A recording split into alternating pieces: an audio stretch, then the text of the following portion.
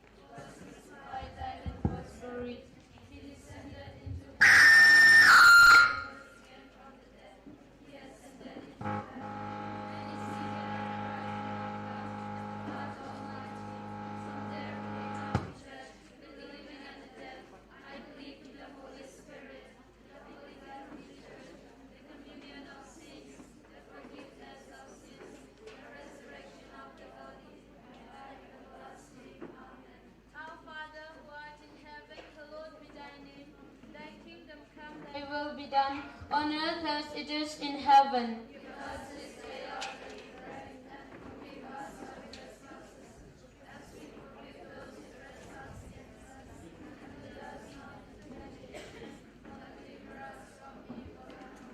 Hail Mary, full of grace, the Lord is with you.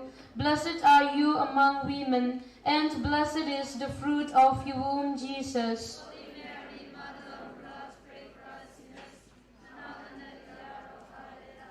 Hail Mary, full of grace, the Lord is with you.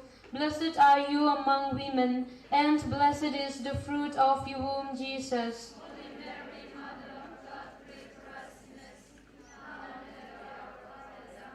Hail Mary, full of grace, the Lord is with you. Blessed are you among women, and blessed is the fruit of your womb, Jesus.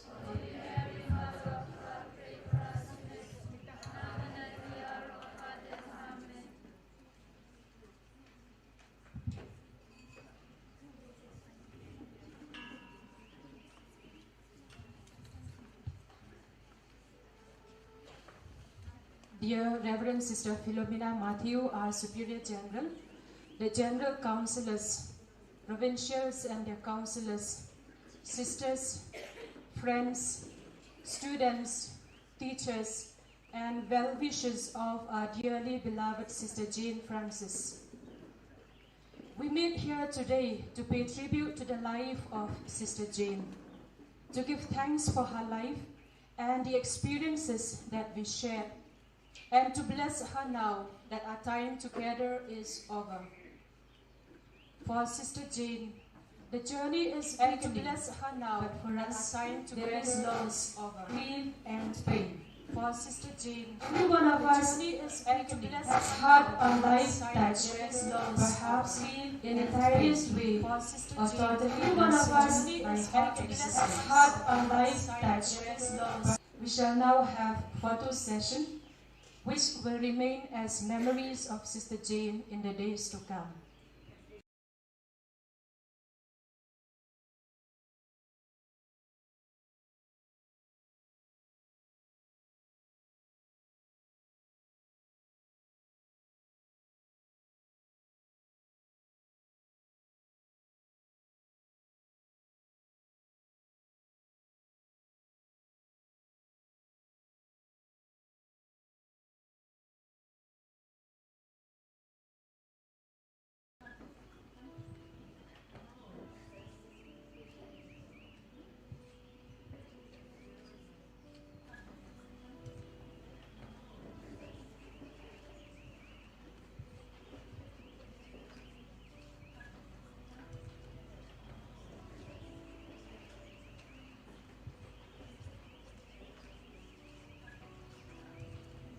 First, the family members followed by Mother and the General Councillors.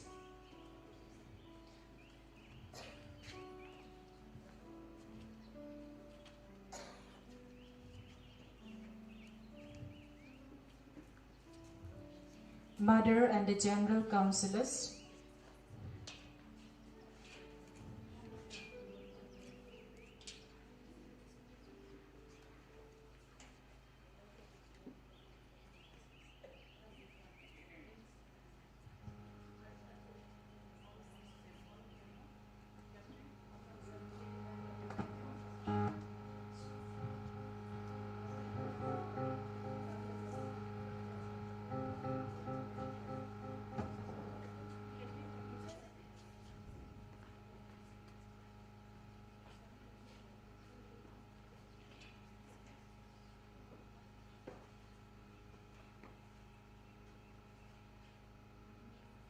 Mother and the General Councillors.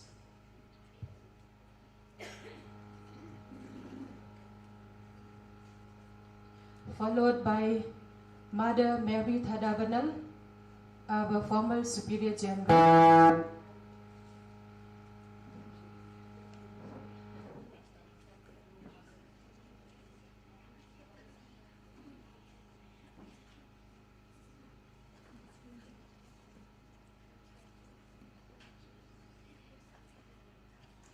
Followed by Sister Maria Coreti T. Sangma, the Provincial Superior of Shillong Province, and her councillors.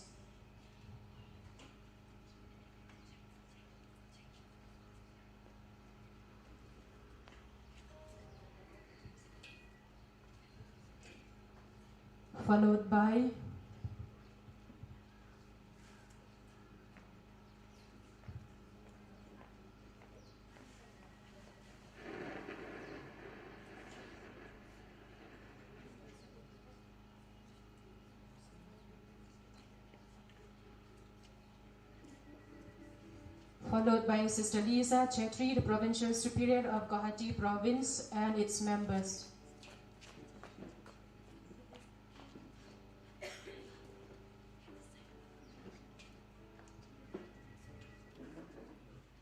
Sister Ansi Varkis, the Provincial Superior of Tinsukia Province, and its members. I think Sister Lisa has not reached, so I call Sister Ansi Varkis, the Provincial Superior of Tinsukia Province, and all the members of Tinsukia Province present here.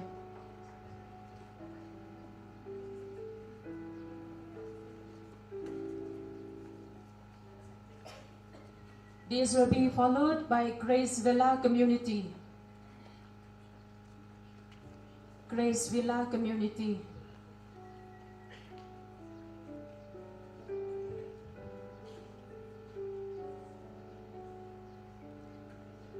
After Tinsukia Province,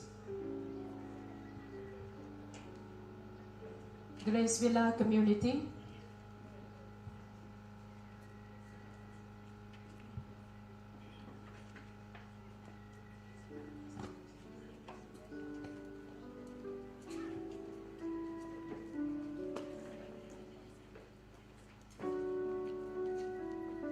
This will be followed by Sister Veronica Basumatri, the Vice Provincial of Tezpur Province, and the members present.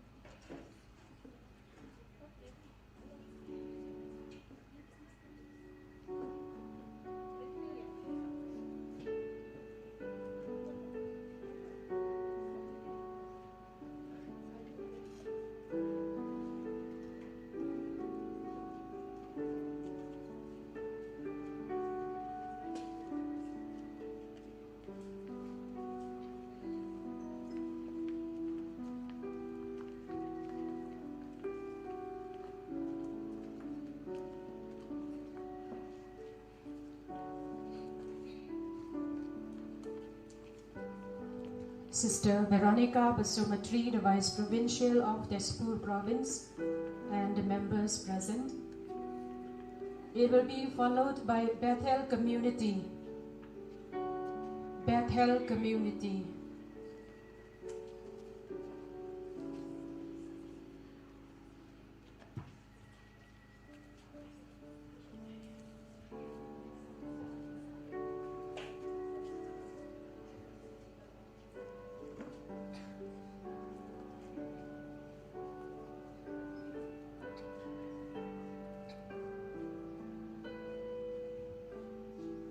After Bethel Community, Sister Lisa Chetri, the Provincial Superior of Guwahati Province, and the members present here.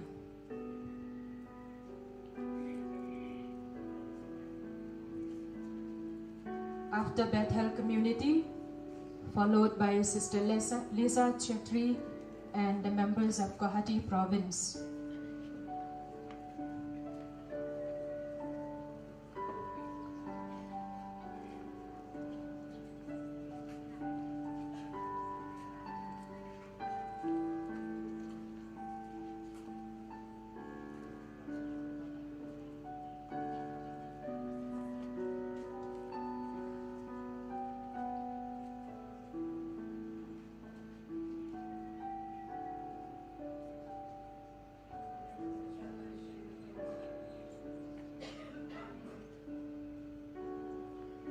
Sister Lisa Chetri, which will be followed by Hatikaun Community.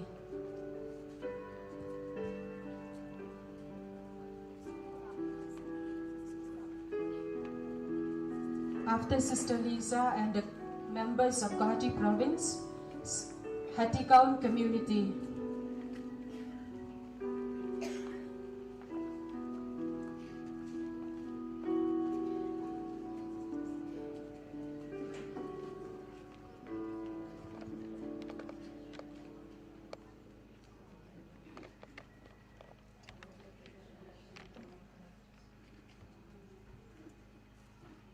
Hatikaun Community, which will be followed by the School Fraternity of Little Flower Higher Secondary School, Hatikaun.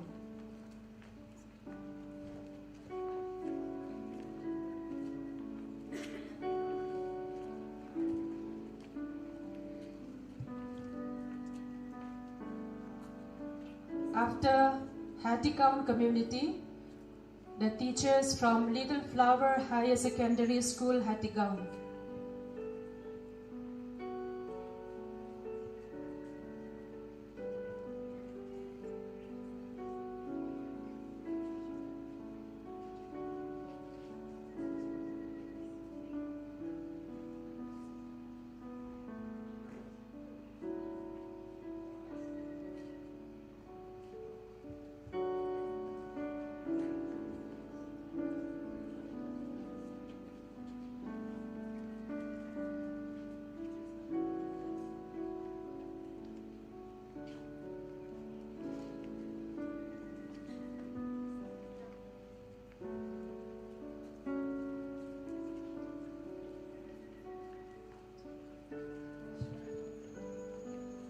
Teachers from Little Flower School, Hatikaun.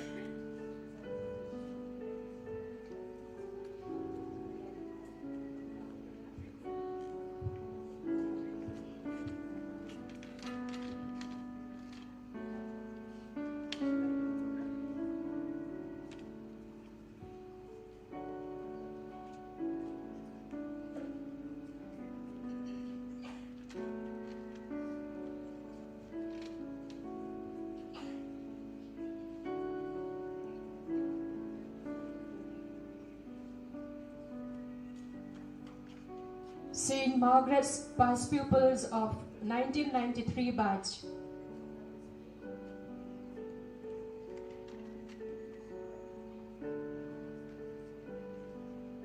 If they are not present yet,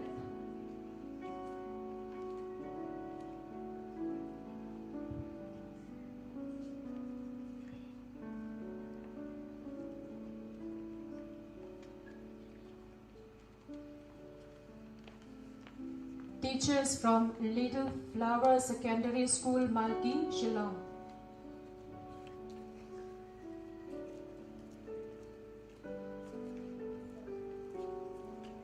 Followed by Malki Community.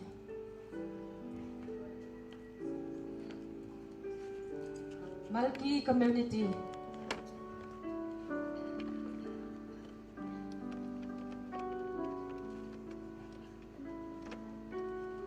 First, the teachers from Little Flower Secondary School, Malki.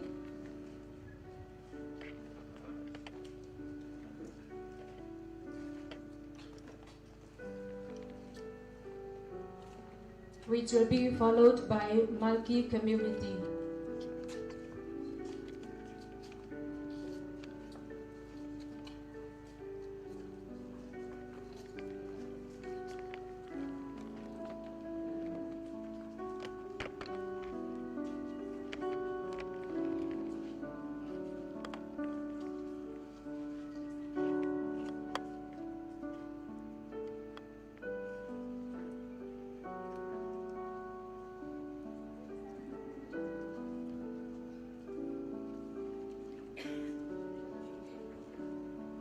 Malki Community.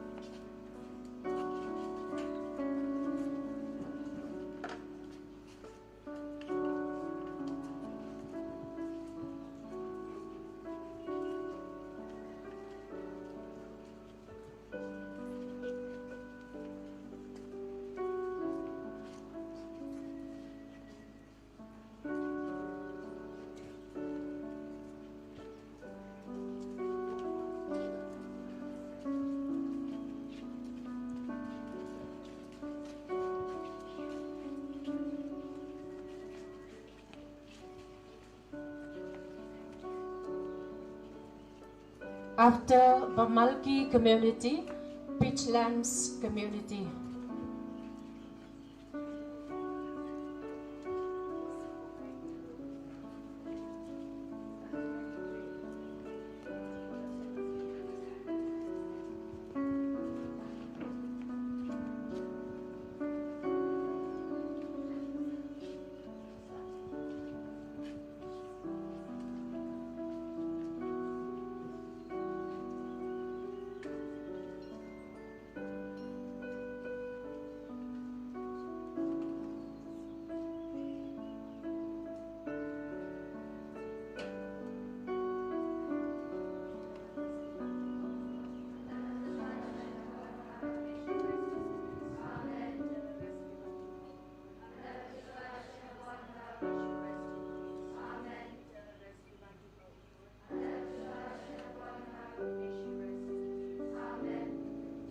Pitchlands Community.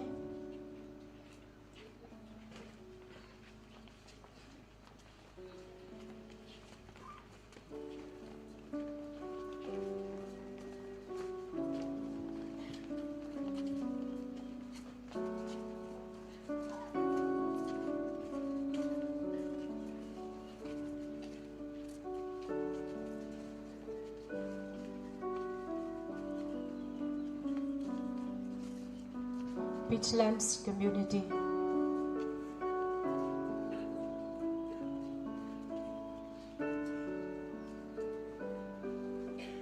After Pitchlands Community, Maura Navishet.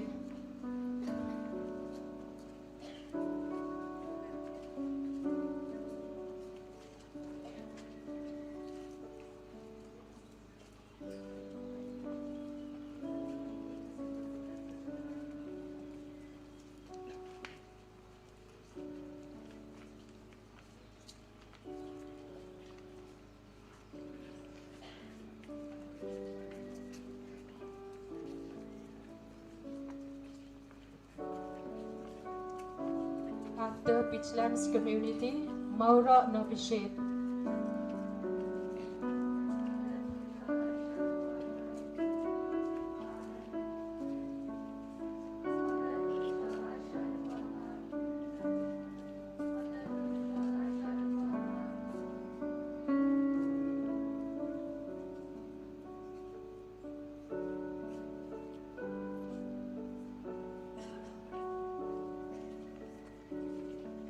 Maura Novishet.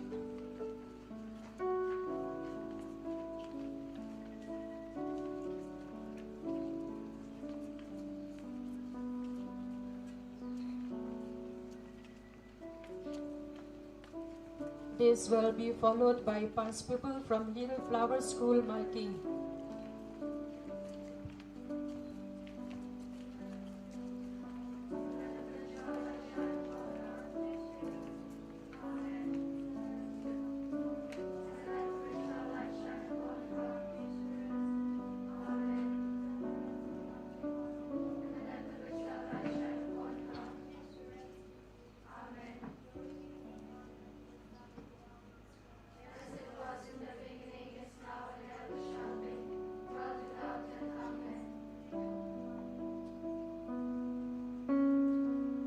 Past pupils of Little Flower School, Malking.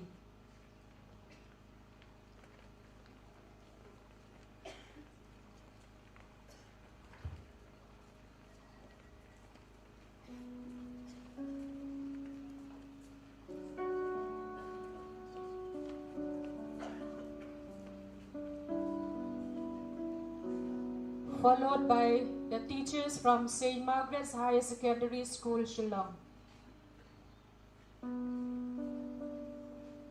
Teachers of St. Margaret's Higher Secondary School, Shillong.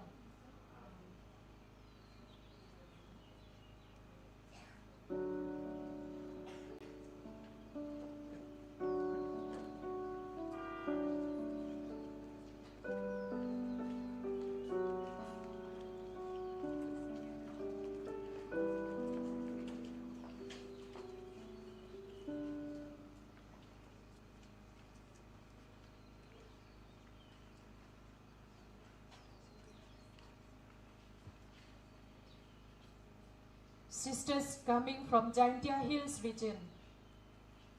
Sisters coming from Jaintia Hills region.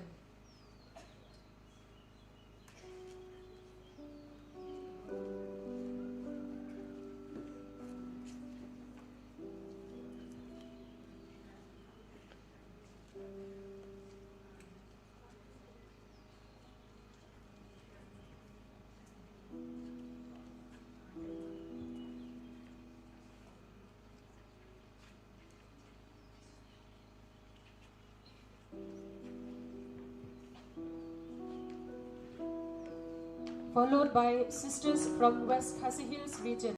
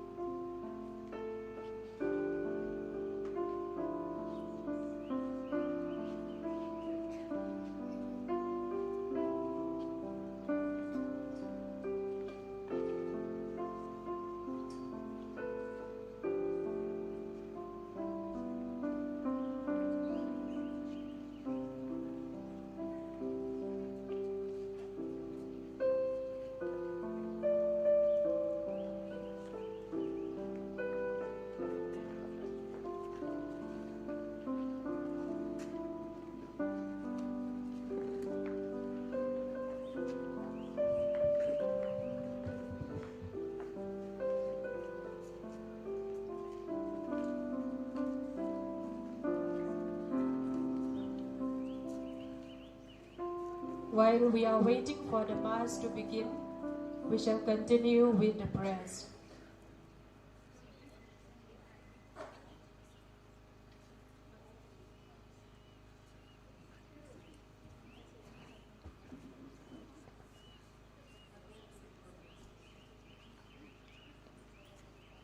Chaplet of the Divine Mercy. Our Father, who art in heaven, hallowed be thy name. Thy kingdom come, thy will be done, on earth as it is in heaven. Give us this day our daily bread, and forgive us our trespasses, as we forgive those who trespass against us. And lead us not into Temptation, but deliver us from evil. Amen. Hail Mary, full of grace, the Lord is with you. Blessed are you among women, and blessed is the fruit of your womb, Jesus. Holy Mary, Mother of God, pray for us sinners, Now and at the hour of our death. Amen. I believe in God, the Father Almighty, creator of heaven and earth, and in Jesus Christ, his only Son, our Lord, who was conceived by the Holy Spirit, born of the Virgin Mary, suffered under Pontius Pilate, was crucified, died, and was buried. He descended into hell. On the third day he rose again from the dead. He ascended into heaven, and is seated at the right hand of God, the Father Almighty.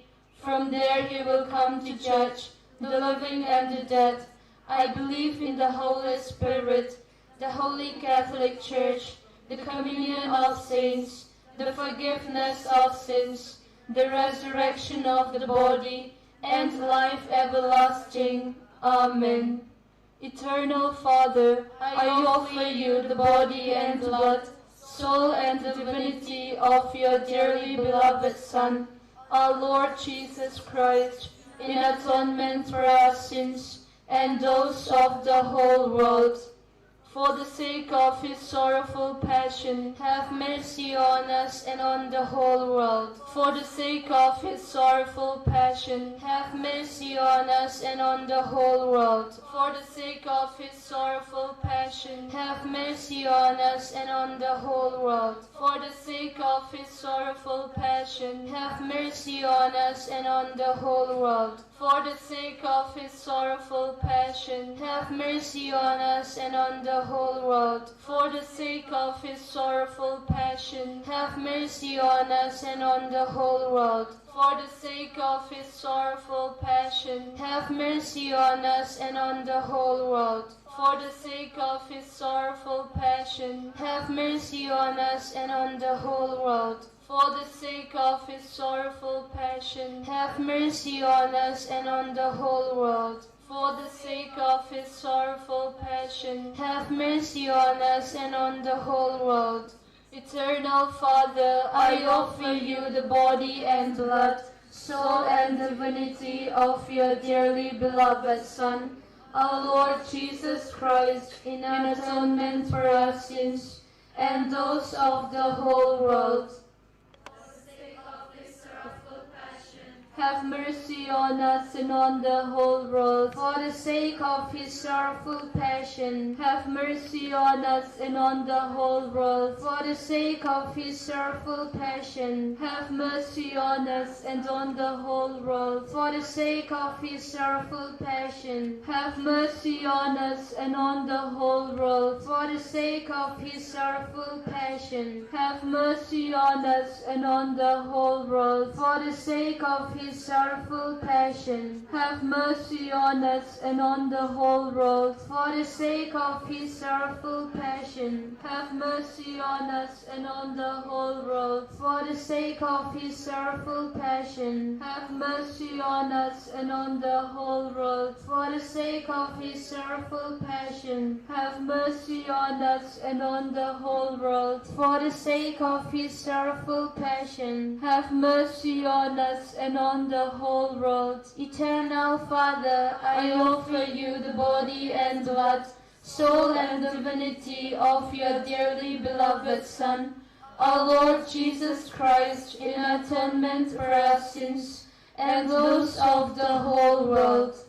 For the sake of his sorrowful passion, have mercy on us and on the whole world. For the sake of his sorrowful passion, have mercy on us and on the whole world. For the sake of his sorrowful passion, have mercy on us and on the whole world. For the sake of his sorrowful passion, have mercy on us and on the whole world. For the sake of his sorrowful passion, have mercy on us and on the whole world. For the sake of his sorrowful passion, have mercy on us and on the whole world. For the sake of his sorrowful passion, have mercy on us and on the whole world. For the sake of his sorrowful passion, have mercy on us and on the whole world. For the sake of his sorrowful passion, have mercy on us and on the whole world. For the sake of his sorrowful passion, have mercy on us and on the whole world.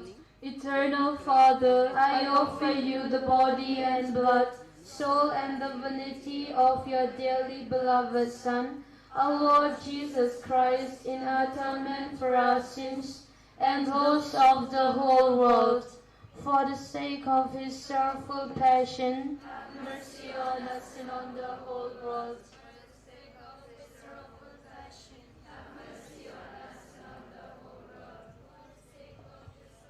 Sister Jane is fortunate to have Right Reverend John Thomas, Bishop of Itanagar Diocese, to celebrate the Holy Eucharist for her for the last time. May I call upon His Lordship to place a wreath for Sister Jane.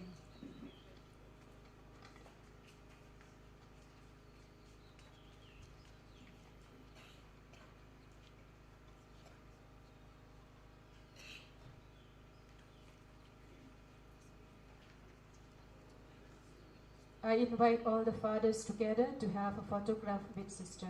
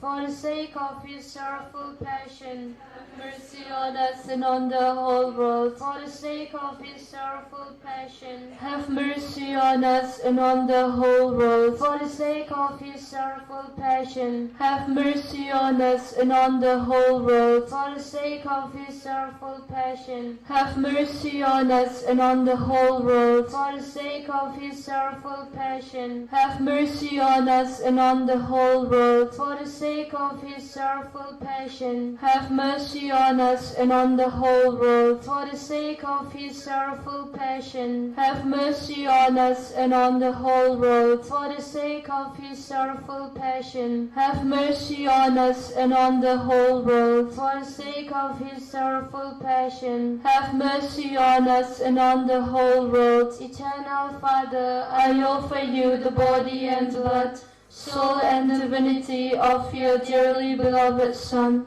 our Lord Jesus Christ, in atonement for our sins and those of the whole world. For the sake of his sorrowful passion, have mercy on us and on the whole world. for the sake of his sorrowful passion, Have mercy on us and on the whole world. for the sake of his sorrowful passion, Have mercy on us and on the whole world. for the sake of his sorrowful passion, Have mercy on us and on the whole world. for the sake of his sorrowful passion, Have mercy on us and on the whole world. for the sake of his sorrowful passion, Have mercy on us and on the whole world. for the sake of his sorrowful passion, Have mercy on us and on the whole world. for the sake of his sorrowful passion, Have mercy on us and on the whole world. for the sake of his sorrowful passion, Have mercy on us and on the whole world. for the sake of his sorrowful passion. Have mercy on us and on the whole world. Holy God, Holy Mighty One, Holy Immortal One, have mercy on us and on the whole world. Holy God, Holy Mighty One, Holy Immortal One, have mercy on us and on the whole world. Holy God, Holy Mighty One, Holy Immortal One, have mercy on us and on the whole world.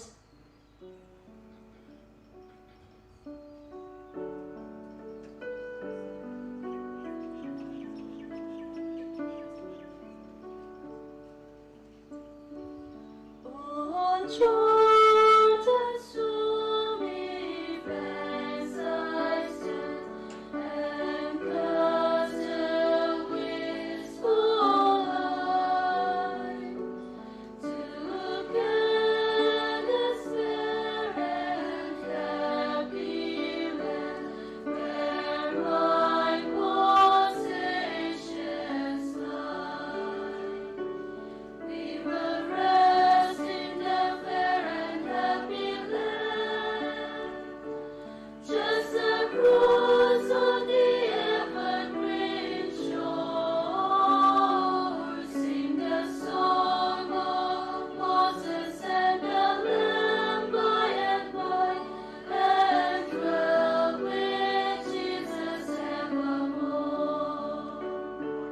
O'er all those wide extended plains shines one eternal day, where God the Son forever reigns and scatters night away.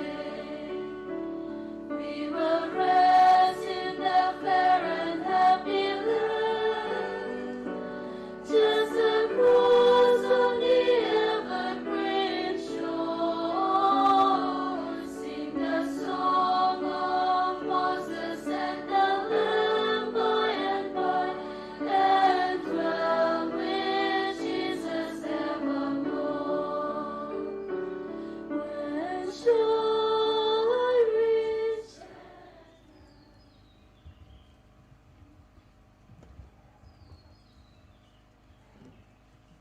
We believe that at death, life is changed, not ended. Death is a passage to a new and fuller life and ultimately to resurrection and eternal union with God. Your Lordship, Right Reverend John Thomas, Bishop of Itanagar Diocese, Father Richard Manbaha Majau, the VG of Shillong Archdiocese, Father Paul Olpindro Lingkot, the Provincial of Shillong Province, fathers, brothers, sisters, relatives of Sister Jane, friends and well-wishers, teachers and students. We are about to begin the Holy Mass to be presided over by Right Reverend John Thomas. We know for sure the Holy Mass is both the source and the summit of our faith. When we celebrate the Mass at the time of death, it is seen as the fullest expression of our faith in God's abundant mercy, our hope in the resurrection of the dead, and the love that God has for us, which is not extinguished even by death. Although death brings a deep sense of sadness and loss, faith provides solace and strength. It is a time when we encounter God. It is a time for us to support and console one another, especially in our belief in the gift of eternal life. As we partake in the Holy Eucharist, let us pray for the repose of the soul of our dearly beloved Sister Jane Francis. Kindly rise for the entrance hymn.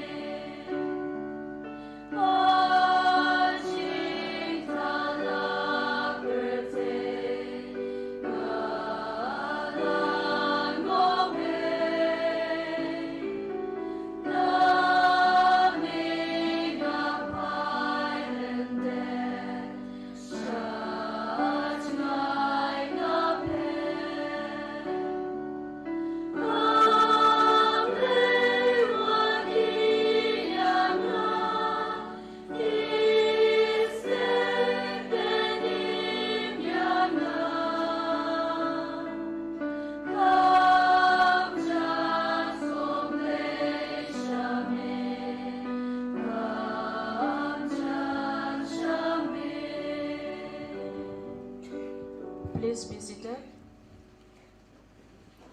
We shall now listen to Sister Maria Goretti de Sangma, the Provincial Superior of Mary Help of Christians Province Shillong, for a short life sketch of Sister Jane Francis.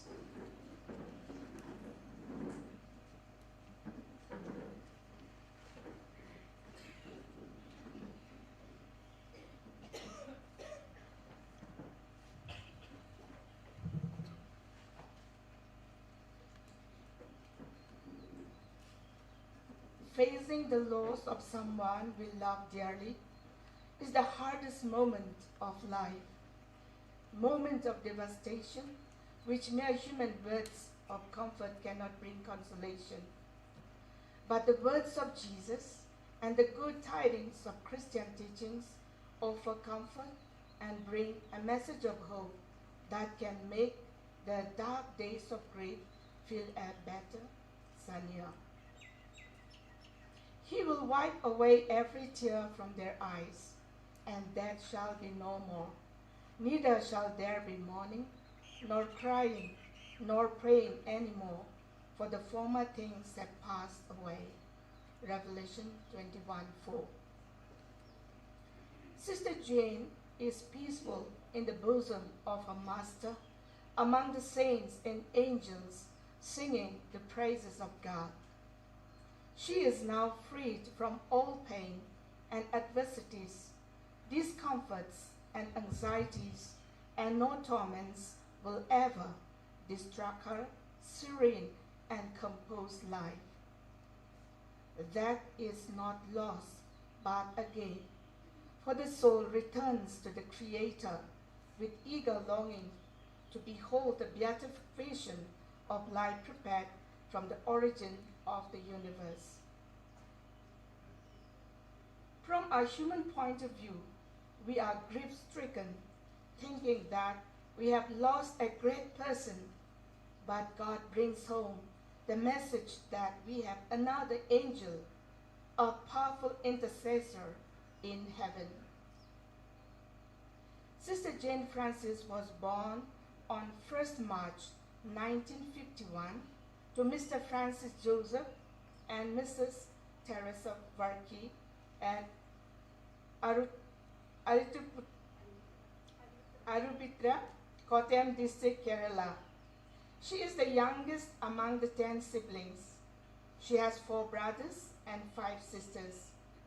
Having completed her SSLC examination in 1972, she joined the congregation at Barpata Road on 14th of June 1973 and made her first religious profession on 8 December 1976. Having embarked on a journey to tread the footsteps of the Master, she made her perpetual profession on 8 December 1982. Then on, she remained committed to the life she had chosen and made Northeast India her dreamed mission land, a place she belonged to for 50 years. She served the church faithfully to the Msmhc way of life as a passionate missionary in different capacities as assistant headmistress, assistant teacher, junior mistress, principal of schools, and superior of communities. She also held the post of provincial councillor for education for 3 terms, provincial economer for 1 term, and general councillor for education for 2 consecutive terms. She traversed the length and breadth of Northeast India through her dedicated service in the communities of Peninsula, Naharkatia, Bentol, Champaknagar, Udaipur, Malki, Peachlands, Hatigao, and Grace Villa. So we are always of good courage, for we walk by faith, not by sight. 2 Corinthians 5:6. Sister Jane remained healthy, vibrant, strong, and courageous until COVID-19 visited her in 2020, which left her liver damaged and other vital organs slowly became dysfunctional. She was given the best of medical assistance with a hope to regain her normal health, but God had another plan for her. The doctors and nurses did their best, but God, the greatest physician, knew what was best for her, and thus plucked her away at a suitable time. She spent her last days at Grace Villa Barapani, interceding for the congregation and the whole world. There, she also prepared herself spiritually to return to her Creator. On the 30th May 2023, she slipped into eternity, into the loving embrace of her beloved Master at 2 p.m. after having suffered greatly. As her condition was not favorable, she was given anointing several times. I cry for the legacy. This loved one lives in death, for the ways the world has been made different by their presence, for the memories that become both more beautiful and more painful on this side of death. And I pray that the work you have accomplished in this remarkable life will grow deeper, wider, and stronger in the days to come, uninhibited by a weak opponent like death. Gregory called. In the person of Sister Jane, we see her as someone who touched the lives of hundreds with a sweet smile, gentle touch, good advice, and preference for the poor. She possessed many virtues that attracted many persons. I would like to highlight her deep love for the poor. She would donate coffins to the dead. She would provide clothing to the poor students. She would offer free coaching to the intellectually weak students. She consoled and comforted the sorrowful. She also paid medical bills for those with financial difficulties. These acts alone would have sufficed to receive eternal reward. But she was much more than that act alone. She was a very brilliant educator. She educated students with a touch of gentleness, made them learn the lessons with sincerity and with the intention to achieve not only success, but to become a good human beings, upright and responsible citizens. She taught with love and devotion. She was generous with her time and dedicated her life at the service of her students to make sure they have a bright future. She was strict and disciplined, but always had a soft heart for the poor and weak students. She was stern in decision making, but always had consideration for the marginalized and forgotten ones. She had a broad outlook on education that even in those years when facilities were limited, she achieved impressive successes and perfection. She was an amicable animator of communities. She made the life of her sisters worth living by her animating capacity, her vigilance and interest in the spiritual and material well-being of the sisters. She did everything possible to assist them to live their religious commitment to the fullest. She was accountable in the fulfillment of her duties, exact in the exercise of religious piety, and faithful to what is entrusted to her. She would make sure that needs of the sisters are met, their life made comfortable, and their requests taken care. She was a mother, a sister, a friend, a guide, a mentor, teacher, and leader in every sense of the word. She had a big heart to embrace young and old, to understand the weak and the sick, to love the lonely and unloved, to care for the wayward heart, and appreciate the sacrifices made by others. She was an excellent counselor for education, both in the province and central level. Sister Jane carried out her duty with utmost care and greatest dedication. She fulfilled her responsibility with extreme perfection. She was an excellent motivator and planner. She foresaw things and was well equipped to meet any challenges. She armed sisters and teachers with deep sense of belonging and reshape Past People's Association. She conducted many seminars for managers and principals in order to make our apostolate of education a force to reckon with. As the provincial economer, she was precise, detailed, accurate, and particular. She carried out this duty with efficiency and competence. Her aptitude for accounting and bookkeeping is something that everyone admired and appreciated. Sister Jane did all that she could in her lifetime to bring change and perfection in all that she was entrusted with. Dear Sister Jane, gazing at your mortal remains for one last moment, we are moved at the thought of you as a loving and caring personality. You were not shaken by the difficulties of life, but were ready for any sacrifice for the sake of the congregation. You did go through many struggles and intense suffering, but you endured it to the end. Your rootedness in God gave you the courage to face them all. We will miss you much, dear sister. You will remain forever loved, and your memories will linger on in our hearts. Adieu, beloved dear Sister Jane. Rest well in the arms of your beloved Master, whom you had been longing to meet. Intercede for us from above. We shall meet at Jesus' feet. Until then, goodbye, dearest Sister Jane. Please rise.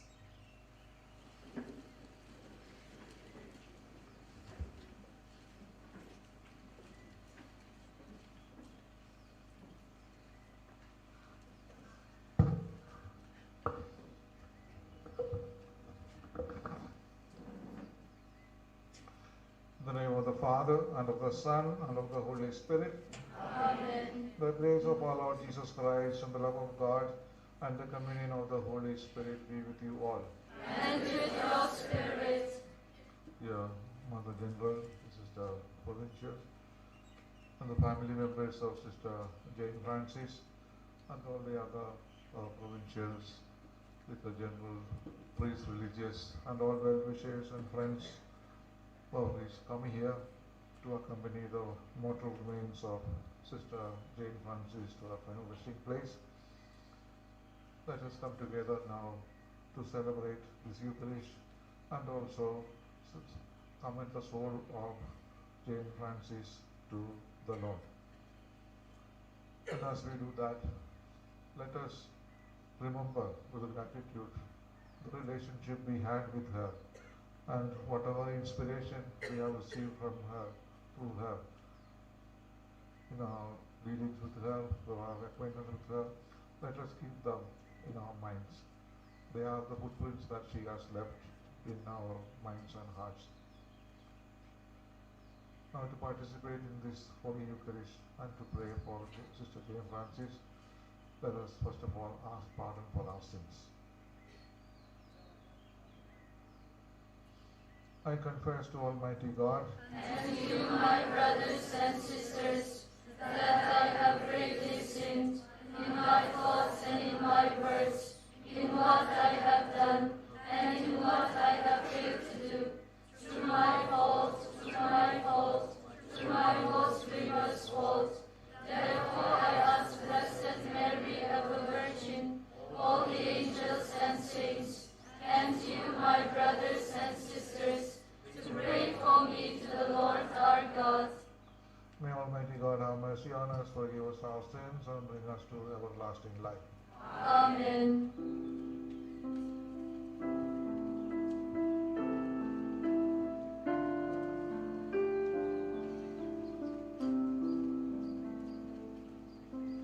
Lord have mercy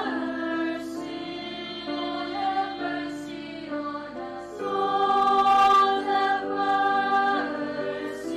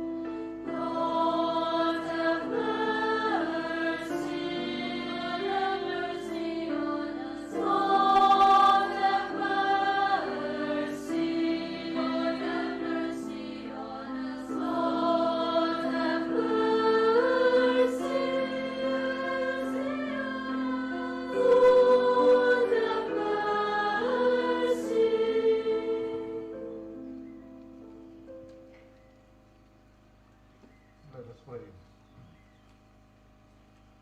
O God, whose nature is always to forgive and to show mercy, we humbly implore you for your servant, Sister Jane Francis, whom you have called to journey to you. And since she hoped and believed in you and walked the way of perfect charity, grant that she may be led to our true homeland to delight in its everlasting joys. Through our Lord Jesus Christ, your Son, who lives and reigns with you in the unity of the Holy Spirit, one God, forever and ever. Amen.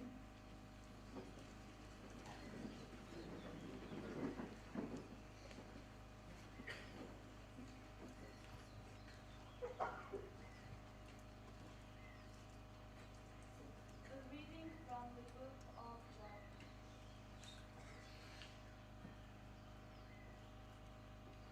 Job said,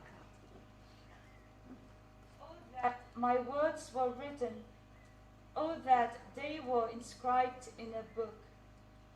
Oh, that with an iron pen and lead they were graven in the rock forever. For I know that my Redeemer lives, and at last he will stand upon the earth. And after my skin has been thus destroyed, then from my flesh I shall see God, whom I shall see on my side, and my eyes shall behold, and not another." The word of the Lord. Thanks be to God.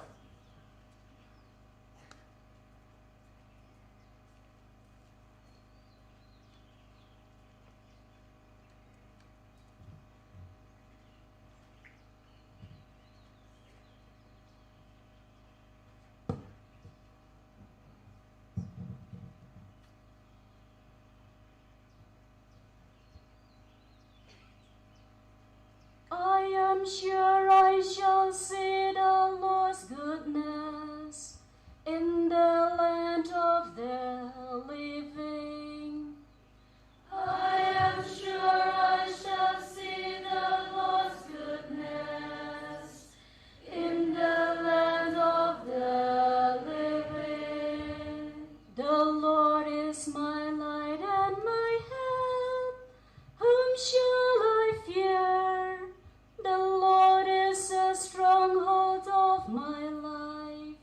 Before whom shall I shrink?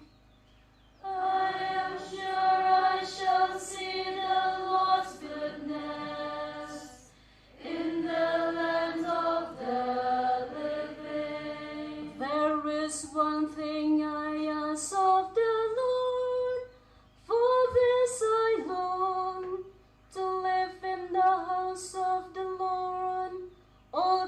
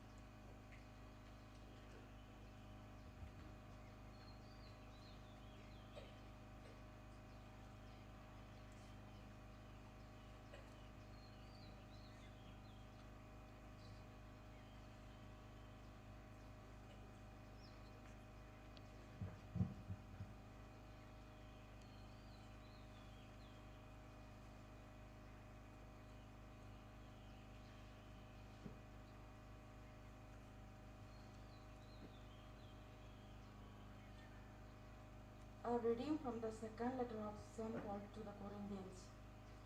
We know that if the earthly tent we live in is destroyed, we have a building from God, a house not made with hands, eternal in the heavens. So we are always of good courage. We know that while we are at home in the body, we are away from the Lord, for we walk by faith, not by sight. We are of good courage, and we would rather be away from the body and at home with the Lord. So whether we are at home or away, we make it our aim to please Him. For we must all appear before the judgment seat of Christ, so that each one may receive good or evil according to what he has done in the body. The word of the Lord. Thanks be to God.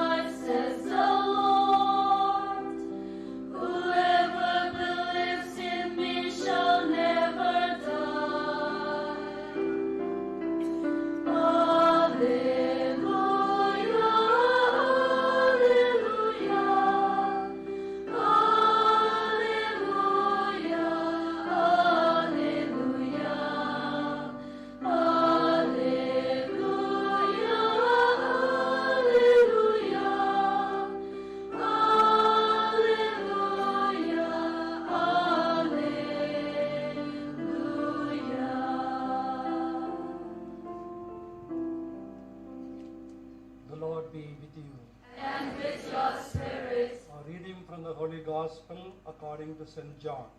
Glory to you, O Lord.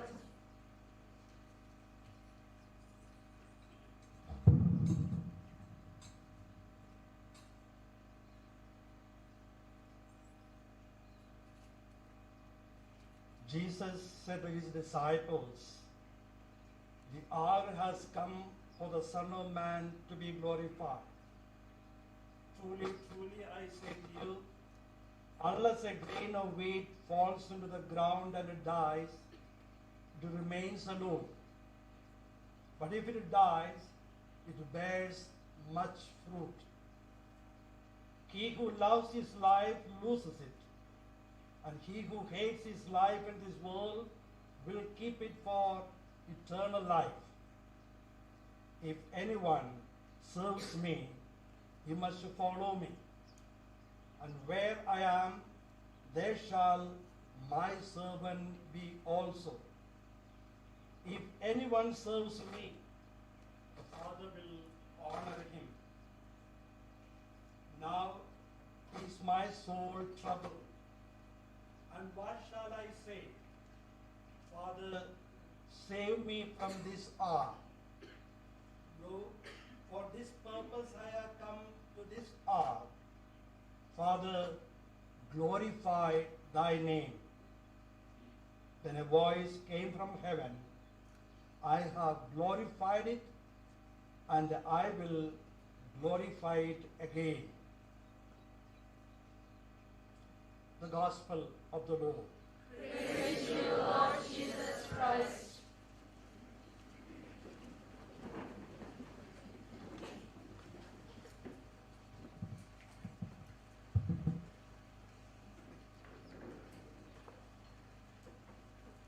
We express our deep and sincere condolence to the Msmhc congregation, to the Superior General and her team, to the members of the Shillong province, and especially Sister Jane's family members who are present here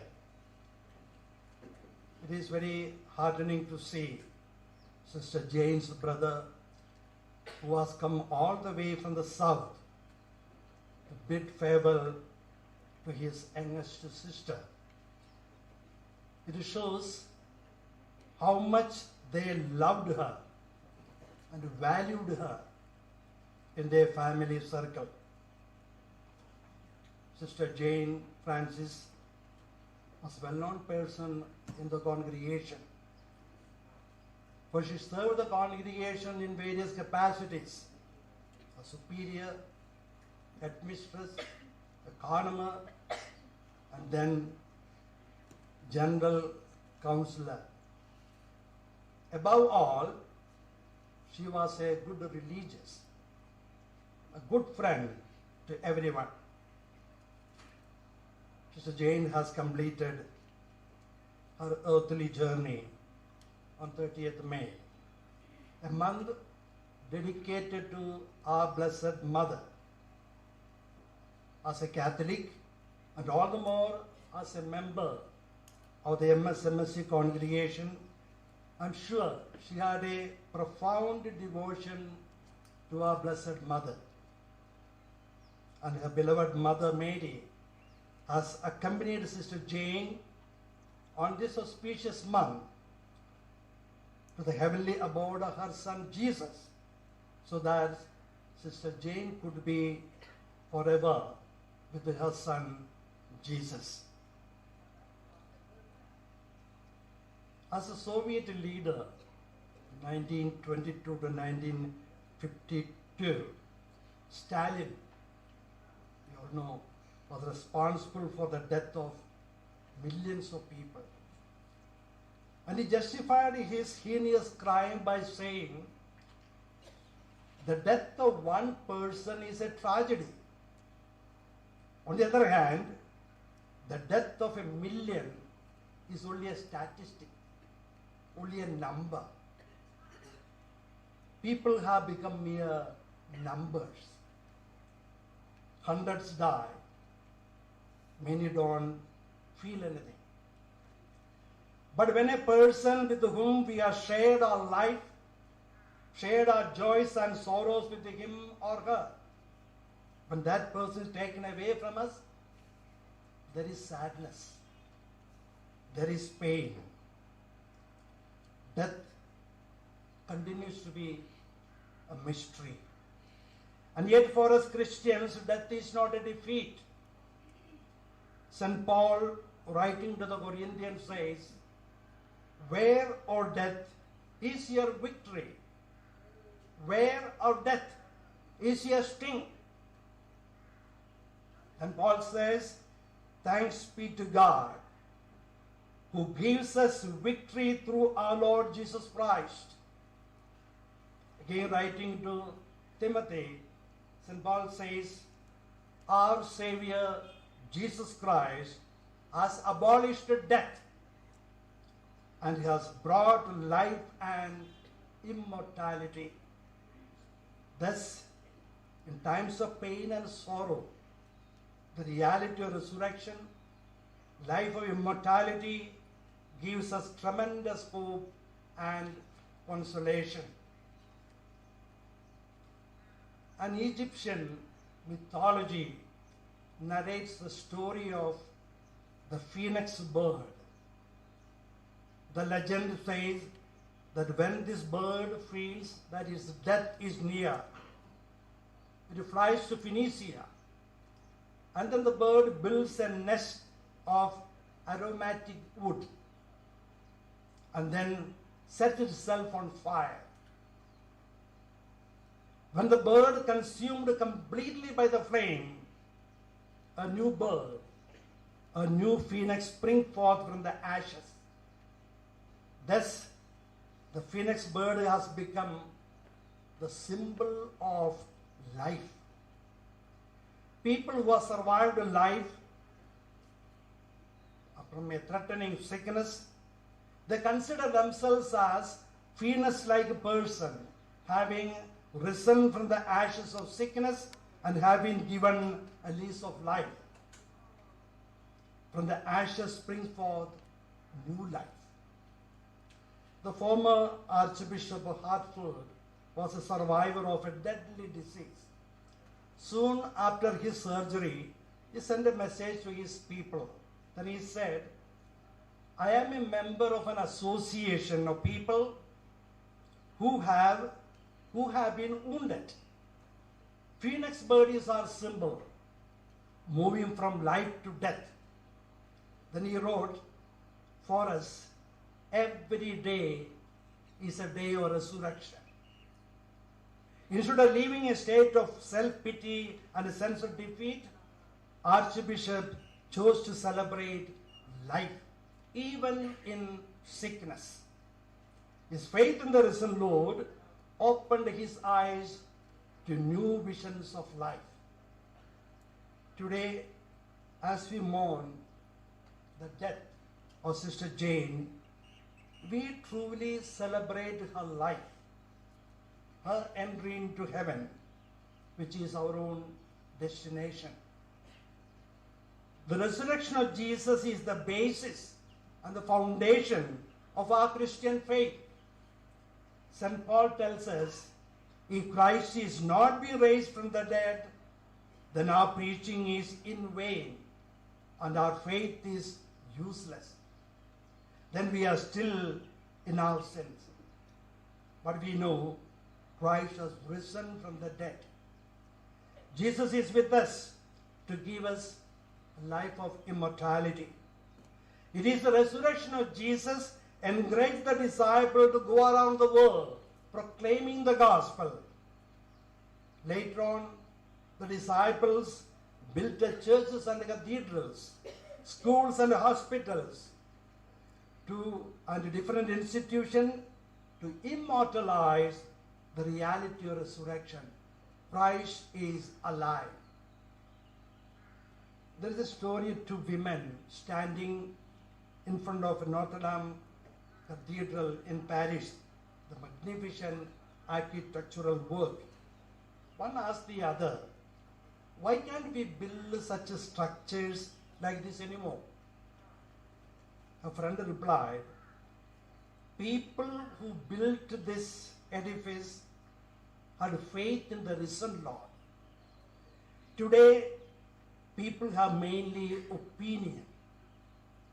And we cannot build a cathedral with opinions. Resurrection of Jesus is not an opinion, but an eternal truth.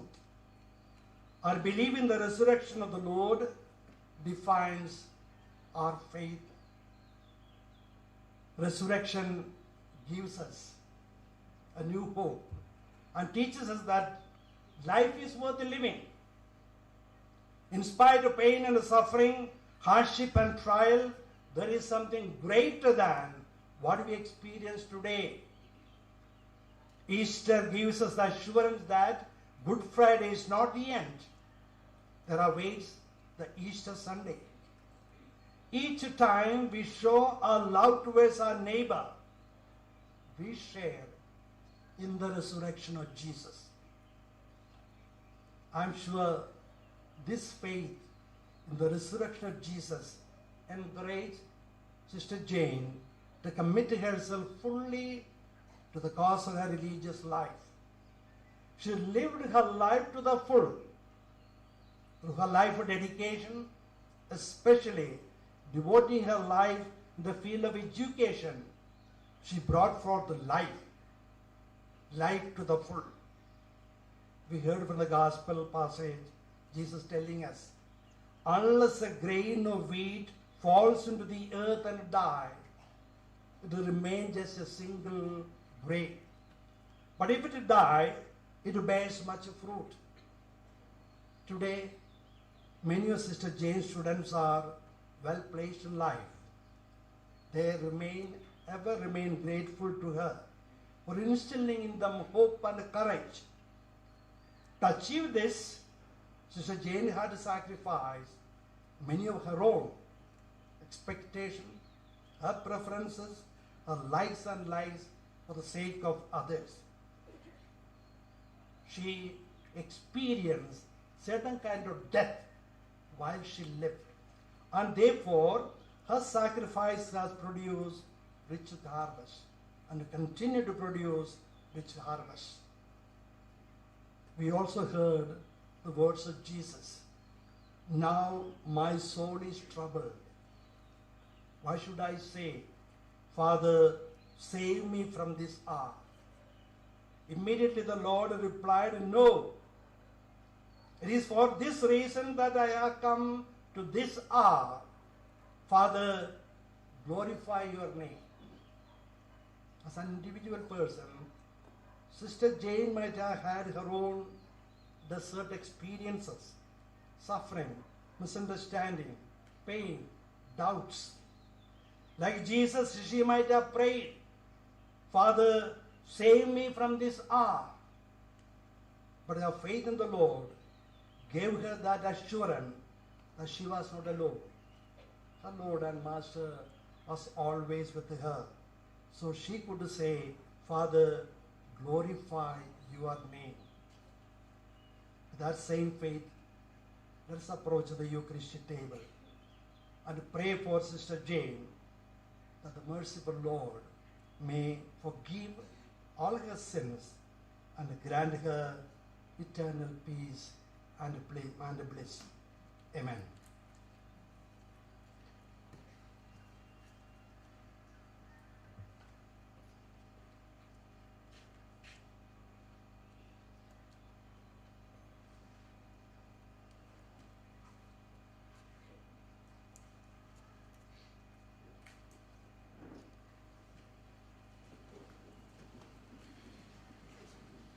Let us bring our prayers and petition before the Lord.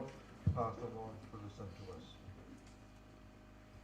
For our Holy Father, Pope Francis, bishops, priests, and religious, that they may continue to feed the flock of Christ with the solid food of the Word of God and the teachings of the Church, may their mission of leading the people of God to a deeper faith be effective.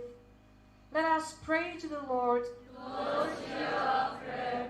For his lordship, writes Reverend John Thomas, and all the concelebrants of this Holy Mass, that their dedicated service for the spread of God's kingdom may be blessed by the Lord with lasting fruits. Let us pray to the Lord. Lord, hear our prayer. For our Mother General, Sister Philomena Matthew, and all her counselors, that they may be empowered by the Spirit of God in all their works of animating and governing the congregation. Let us pray to the Lord. Lord, hear our prayer. We pray for the departed soul of our dear Sister Jane Francis, that the Lord, who has called her to himself to fulfill his promises, may grant her the bliss of beholding him in heaven. Let us pray to the Lord. Lord, hear our prayer. We pray for the departed parents and dear ones of our dear Sister Jane Francis, that they too may have a share in the resurrection of Christ. We also pray for the bereaved family members, that at this moment of pain and loss, they may feel the closeness of the Lord and experience his comforting presence. Let us pray to the Lord. Lord, hear our prayer. We pray for our dear provincial Sister Maria Goretti T. Sangma and all the members of Shillong Province, that the Lord may grant them the grace to bow to his most holy will, and bear in mind that all things work together unto good for those who love him. Let us pray to the Lord. Lord, hear our prayer. We pray for the inmates of Grace Villa community who had rendered the best care for our dear Sister Jane in the last days of her life, that their tireless and loving services may be amply rewarded by the Lord. Let us pray to the Lord. Lord, hear our prayer. We pray for all the souls in purgatory, that the Lord may unbind them from their sufferings and grant them eternal rest. Let us pray to the Lord. Lord, hear our prayer.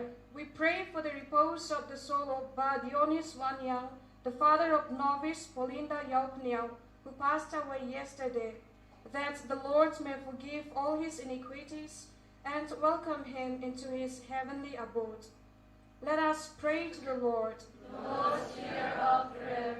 For each one of us present here, that we may grow day by day in the fullness of Christ and live always in the hope of the resurrection while journeying in this earthly life. Let us pray to the Lord. Lord, hear our prayer. Heavenly Father, we bring this prayer and petition of ours before you. In your mercy, listen to us and grant them. This we ask you through Christ our Lord. Amen.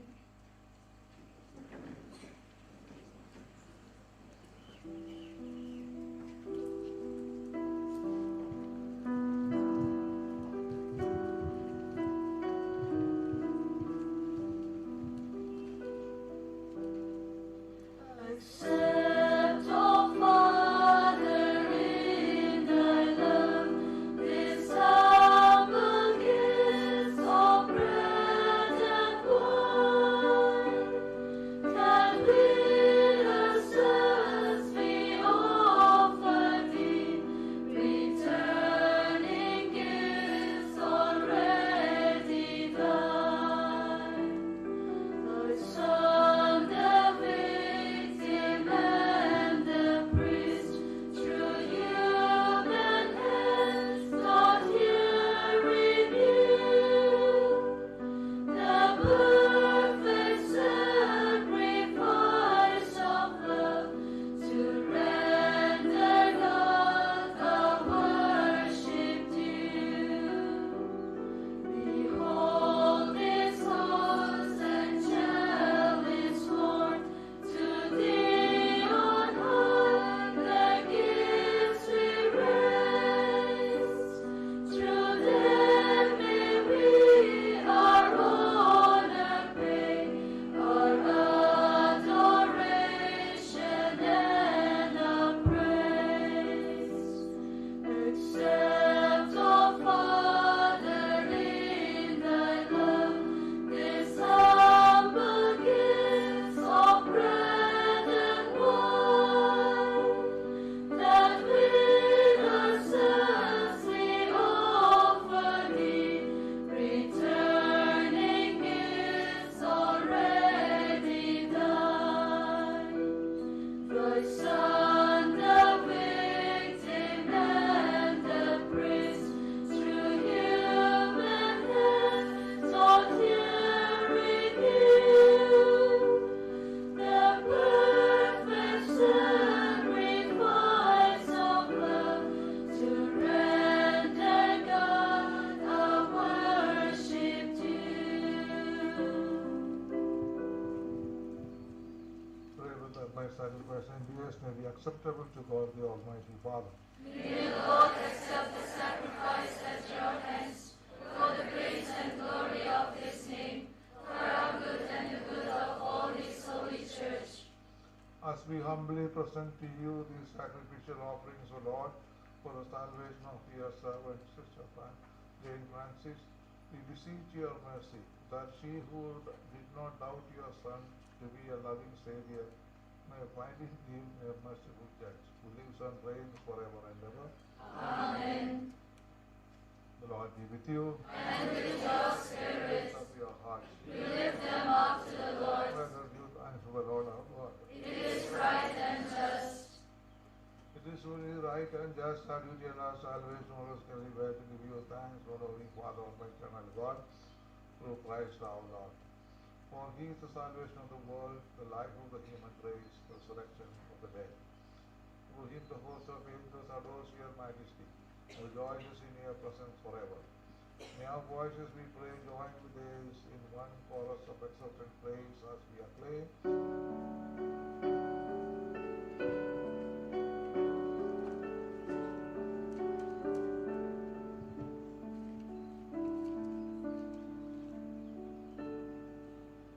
Holy, holy, holy, Lord God of hosts. Heaven and earth are full of your glory.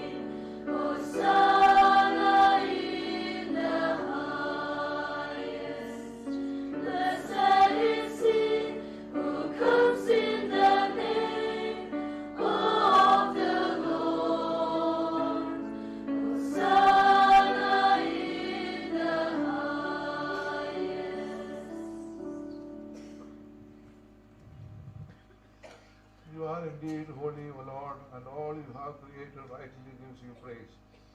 For through your Son, our Lord Jesus Christ, by the power and working of the Holy Spirit, you give life to all things and make them holy.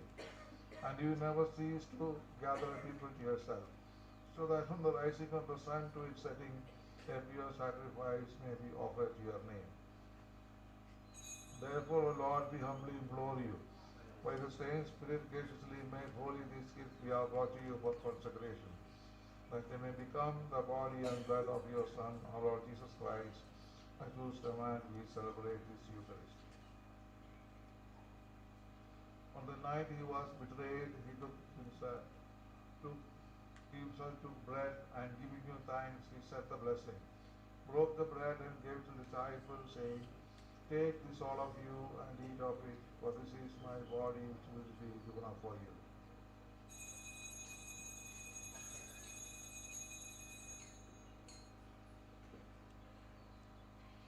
In a similar way, when supper was ended, he took the chalice, and giving you thanks, he said the blessing, and gave the chalice to the disciples, saying, "Take this all of you and drink from it, for this is the chalice of my blood, the blood of the new and eternal covenant, which will be poured out for you and for many, for the forgiveness of sins. Do this in memory of me."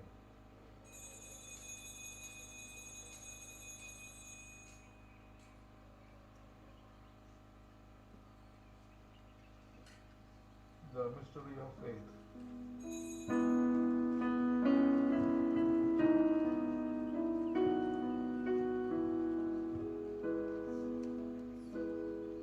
Save us, Savior of the world, for by your cross and resurrection you have set us free. Therefore, O Lord, as we celebrate the memorial of the saving passion of your Son, his wondrous resurrection, ascension into heaven, and as we look forward to his second coming, we offer you thanksgiving, this holy and living sacrifice. Look, we pray upon the oblation of your church, and recognizing the sacrificial victim, by whose death you will reconcile us to yourself, grant that we who are nourished by the body and blood of your Son, and filled with his Holy Spirit, may become one body, one spirit in Christ.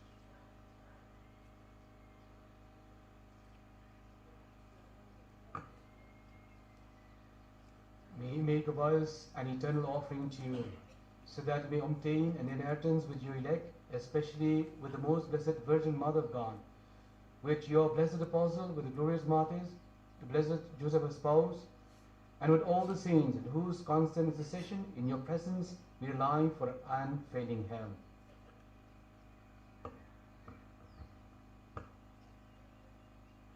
May this sacrifice of our reconciliation, we pray, O Lord, advance the peace and salvation of all the world. Be pleased to confirm in faith and charity your pilgrim church on earth with your servant Francis, our Pope, Victor Lindau, our Archbishop, Bishop John Thomas is with us here, the order of bishops, all the clergy, and entire people you have gained for your own. Listen graciously to the prayers of this family, whom you have summoned before you. In your compassion, O merciful Father, gather to yourself all your children scattered throughout the world. Remember your servant, Sister Jane Francis, whom you have called from this world to yourself. Grant that she, who was united with your Son in a death like his, may also be one with him in his resurrection, when from the earth he will raise up in the flesh those who have died, and transform our lowly body after the pattern of his own glorious body. To our departed brothers and sisters too, and to all who were pleasing to you at their passing from this life, give kind admittance to your kingdom. There we hope to enjoy forever the fullness of your glory, when you will wipe away every tear from our eyes. For seeing you, our God, as you are, we shall be like you for all the ages, and praise you without end.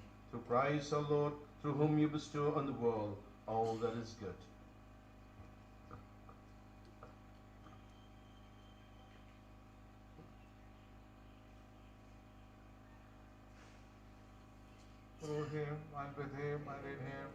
God Almighty Father, the unity of the Holy Spirit, all glory and honor is yours forever and ever. Amen. And the Savior is the man and born by divine teaching, we dare to say, Our Father who art in heaven, hallowed be thy name. Thy kingdom come, thy will be done, on earth as it is in heaven. Give us this day our daily bread, and forgive us our trespasses, as we forgive those who trespass against us. And lead us not into temptation, but deliver us from evil. deliver us, Lord, we pray, from every evil, graciously grant peace in our days, and by the help of your mercy may we always free from sin and safe from all distress, as we await the blessed hope and the coming of our Savior, Jesus Christ. For the kingdom, the power, and the glory are yours, now and forever. Lord Jesus Christ, to the apostles, peace I leave you, my peace I give you. Look not on our sins, but on the faith of your church, and graciously grant your peace and unity in accordance with your will, who live and reign forever and ever. Amen. The peace of the Lord be with you always. And with your spirit. Let's offer for a sign of peace.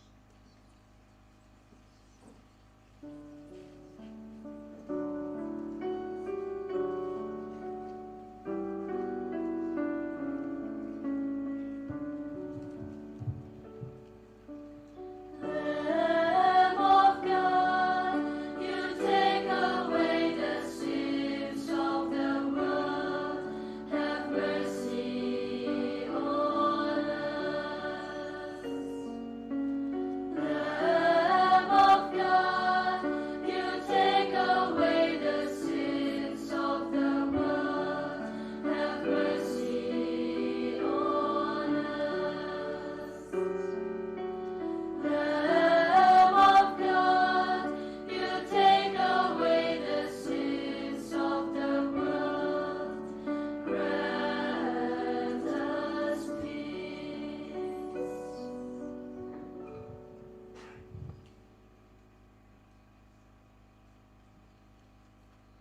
Behold the Lamb of God, behold the excellence of the world.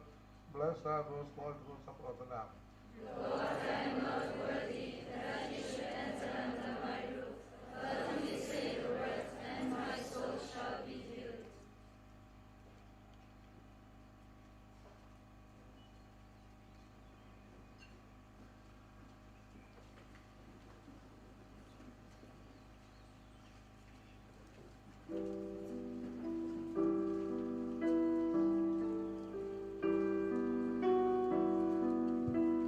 The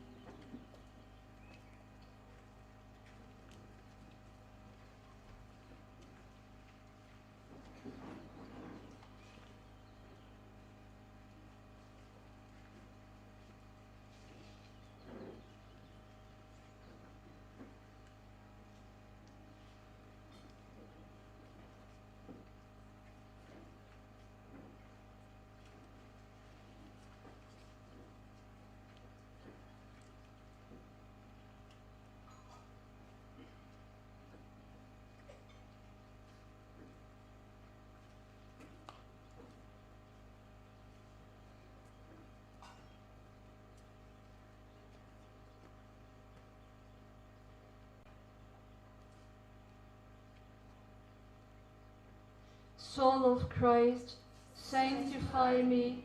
Body of Christ, save me. Blood of Christ, inebriate me. Water from the side of Christ, wash me. Passion of Christ, strengthen me. O good Jesus, hear me. Within your wounds, shelter me. Permit me not to be separated from you.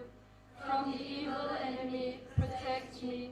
At the hour of my death, call me, and bid me come to you, that I may praise you with all your saints, forever and ever. Amen.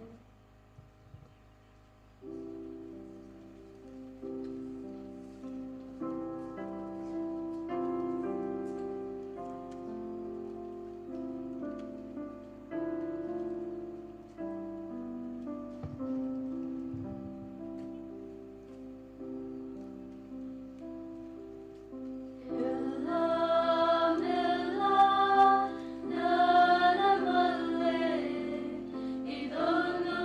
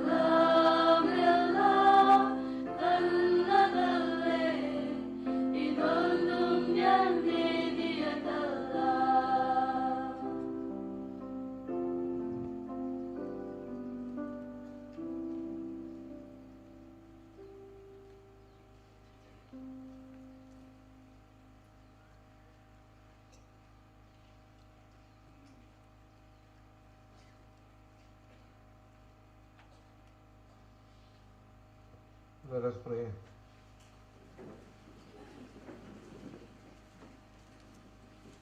Lord God, whose Son left us in the sacrament of his body, food for the journey, mercifully grant that strengthened by it, our sister Jane Francis may come to the eternal table of Christ, who lives and reigns forever and ever.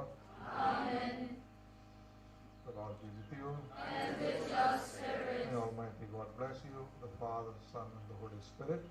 Amen. Please be seated.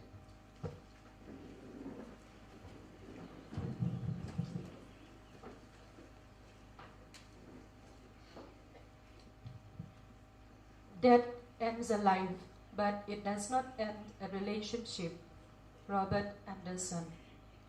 Just because our dear sister Jane, whom we dearly love, dies, it doesn't mean she's gone.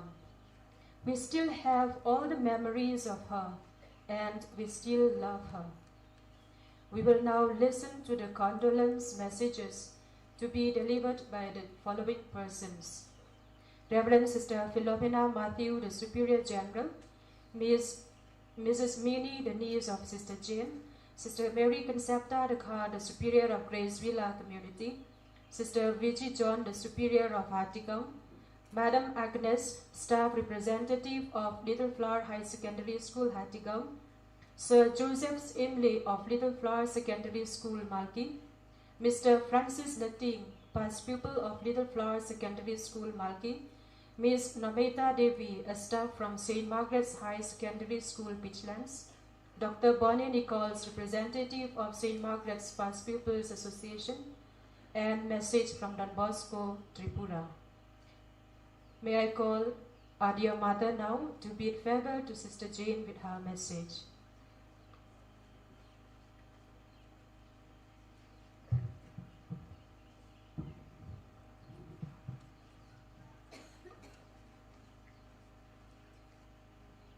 Let your light shine before others, so that they may see your good works and give glory to your Father in heaven. Matthew 5:16. Dear Lordship, Right Reverend John Thomas, Bishop of Itanagar, Reverend Father Richard Majau, Vicar General of Archdiocese of Shillong, Reverend Father Paul Alfindro Lindo, Provincial of Shillong, Reverend Fathers, Sisters, family members, and well-wishers of Sister Jane Francis.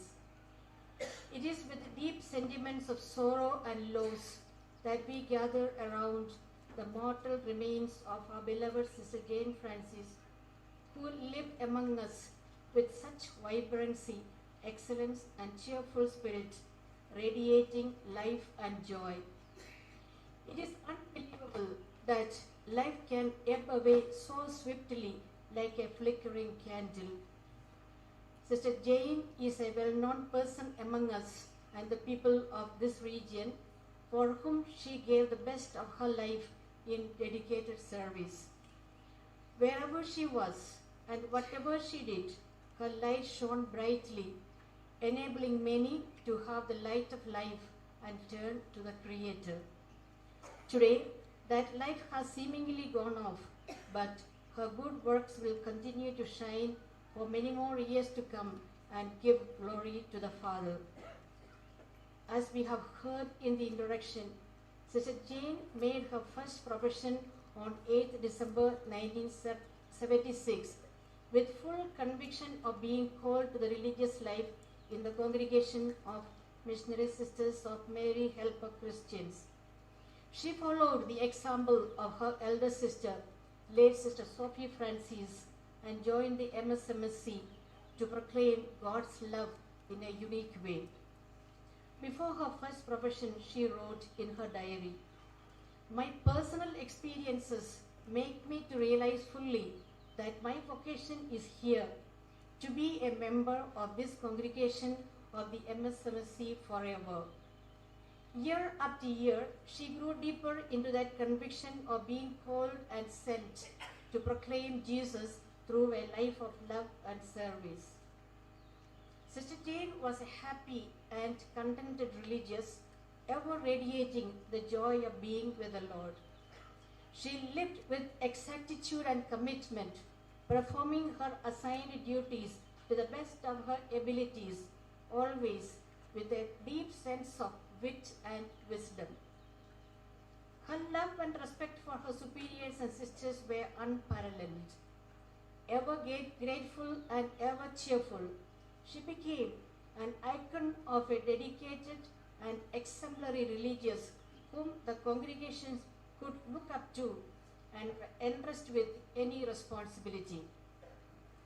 Sister Jane was very wise and intelligent, capable and dynamic, reliable and competent. She did much to organize the ministry of education in the congregation, and most of her life was spent in this apostolate. In the course of years, she emerged as one of the best educationists in the congregation. To every school she was entrusted with, she brought about transformation with her meticulous planning and ever-enthusing dynamism.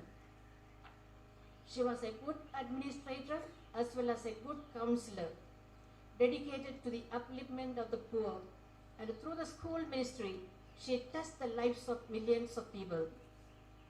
She had a singular way of personally influencing the lives of students, parents, and teachers with the values of Christ.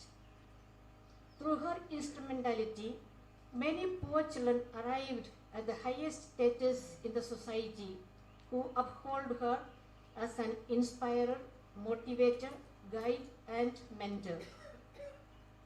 Sister Jane was elected as General Counsellor for Education in 2006, and she served in the congregation in this capacity for 12 years until 2017. As General Counsellor, her contribution was substantial and her collaborative spirit was unquestionable. Her innovative spirit was always coupled with courage to take risks, which helped her to take up new ventures, and indeed, with God by her side, she made things happen. With far-sighted vision, she worked out the directory for the Apostolate of Education, which became a point of reference and guidebook for Msmhc educational institutions and boarding houses. She had conducted numerous seminars, workshops, motivational classes, and training sessions for parents, teachers, and students. Always more and always better was the principle of her life.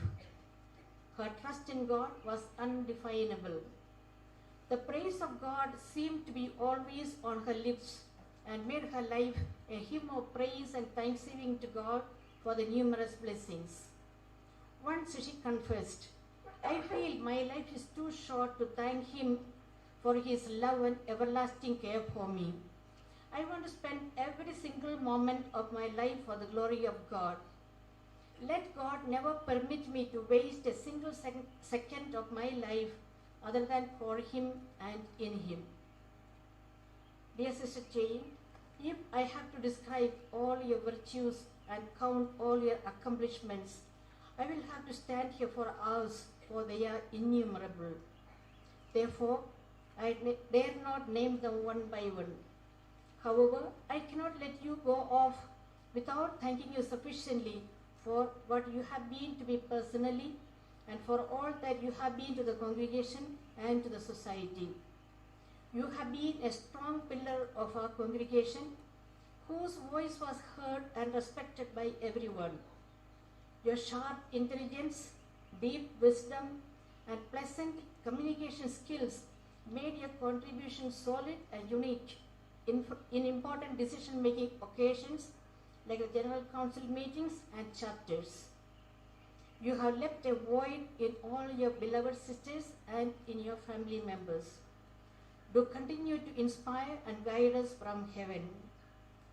To the dearly loved and respected family members of Sister Jane, I say a big thanks for the gift of Sister Jane and her elder sister, late Sister Sophie Francis, to our congregation. You have not only given us the best siblings, but you have never stopped supporting them. Especially Sister Jane in times of good and ill health, good times and bad times. Especially during these 2 years of her fluctuating health, you left aside all your works and spent quality time with her, being at her side. We are deeply touched by your sincere love and care for Sister Jane. After your visit a few weeks ago, she seemed to recover and radiated much joy.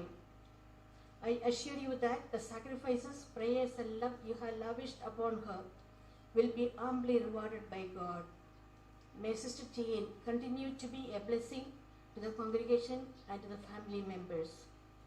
Last but not the least, I express my sincere gratitude to our beloved Bishop Don Thomas, dear fathers, sisters, and well-wishers for your kind presence at the funeral rites of Sister Jane and the condolences you offered. May God bless each of you. And to you, beloved Sister Jane, I say once again, thank you and goodbye till we meet in the eternal home in heaven. Thank you. Thank you, Mother. I now call upon Minnie, the niece of Sister Jane, to speak on behalf of the family members.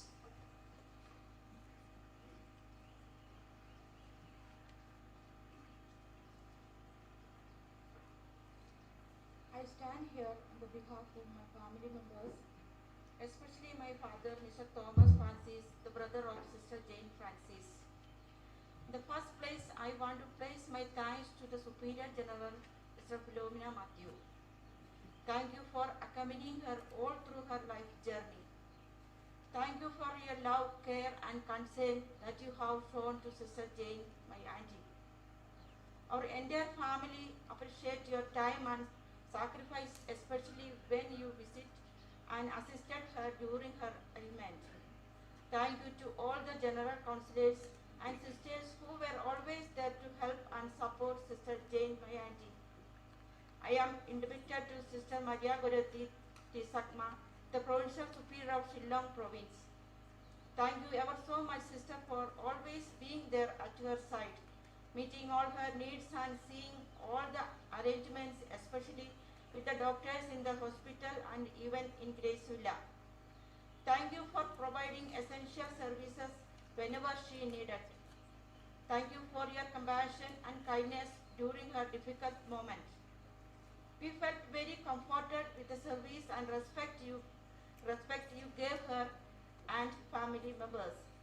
Please accept our deepest thanks. To the sisters at Grace Villa, we want to say a big thanks for all the help, support expressed in taking care and seeing all the needs from the time she reached Grace Villa. I wish to mention by name Sister Laurencia Sutting and Sister Mary Concepta, the superiors, who had been always there to support and assist her, always, especially through their prayers. I thank Sister Lamdrin Taba, who took care of her from the time she reached Grace Villa, and Sister Helen, who nursed her till her last days. I am really grateful to all of you, dear sisters. I know that it is not that easy, but you made it through out of love and concern for her. Thank you ever so much.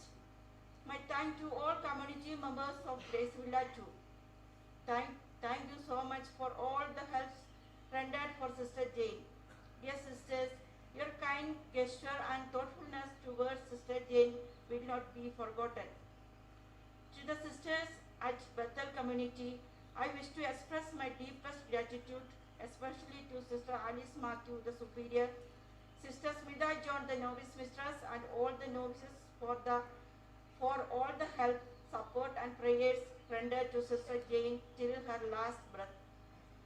Our family would like to thank Sister Veronica Surin, the superior, and all the sisters of Richland community for your services over the last few days. Your kindness and compassion that you provided to our family is highly appreciated. Thank you very much for the sacrifices and hard work you have made from the time her mortal remains till today. Thank you for all regimented especially for today's funeral services. You have made us feel comfortable, especially during this time of pain and loss. We appreciate the compassion you have shown to our family. We owe our thanks to all of you. We extend our gratitude to Archbishop Victor Linto, Archbishop John Molachira, Bishop John Thomas, all the priests, brothers, sisters for your prayers and presence during her last journey. Thank you to all the teachers, students, parents, friends and well-wishers of Sister Jane for supporting us through your comforting presence. Dear Auntie, you have been the source of strength and strong support to our family.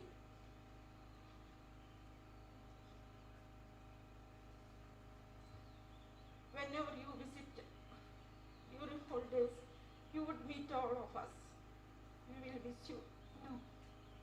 Dear Auntie, do remember us and pray for us. Standing near you and taking the last glimpse.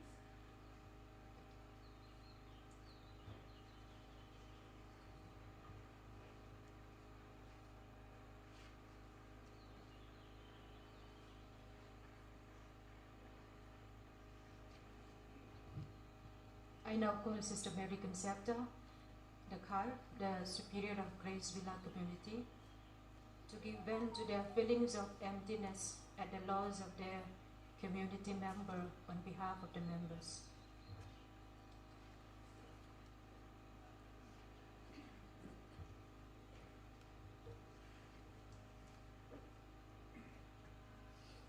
For it is you who light my lamp. The Lord my God lights up my darkness. Psalm 18, verse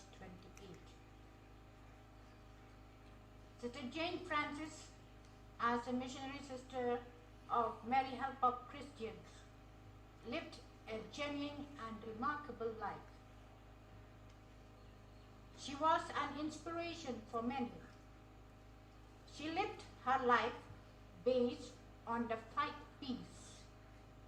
That is, prayer, plan, prepare, practice, and perform.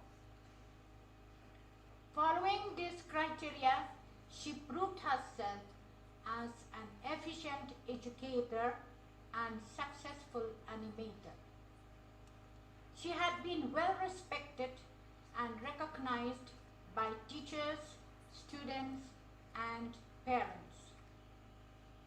Our dear Sister Jane joined Grace Villa Community on the 26th of April 2022. She was brought in by Sister Alice Matthew, the then provincial economer, after a checkup from Guwahati. Sister Laurentia Suting, who was the superior of the community sisters and aspirants warmly welcomed her. Dear Sister Jane, though she hid all the pains and agony behind those beautiful and unique smiles. People look at her, will not know, will not understand the suffering she went through. Her deep faith in the beloved spouse encouraged her to meet the end courageously. On 21st May 2023, Sister Jane became very serious and she could no longer recognize the sisters and friends who visited her, though she could still talk and express herself. Her last word was Ame, that is, Mummy.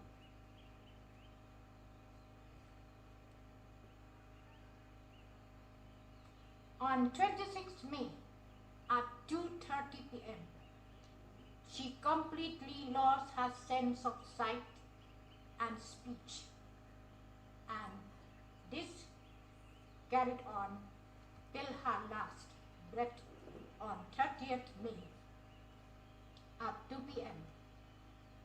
in the presence of her loving sisters praying for her. I thank Reverend Father Arul Sosai, S.J., who availed himself to celebrate the Requiem Mass in Chris Villa at 4 p.m. on that day.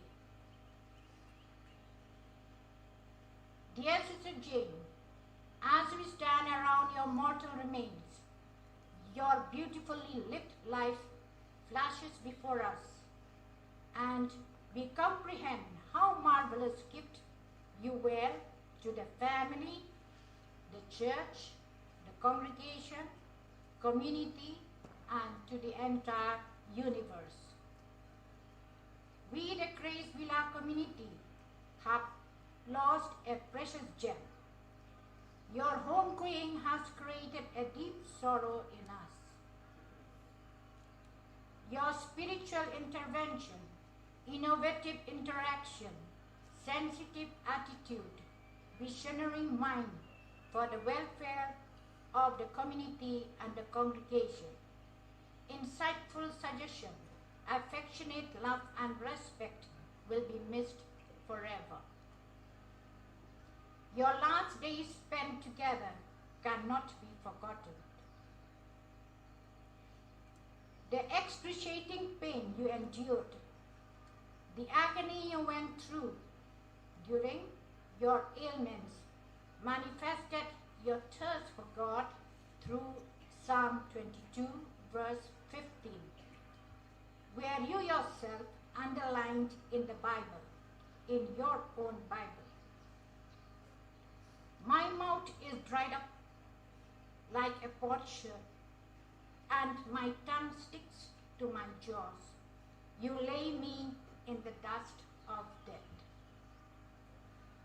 Our dear Sister Jane was blessed and encouraged by the timely visits and prayers of Reverend Sister Philomena Matthew, our Superior General, General Counselors, regular visit of Sister Maria Coretti T. Sangma, our Provincial Superior and her Council, fathers, sisters, novices from Bethel, our aspirants, Malki teachers, students, friends, and well-wishers.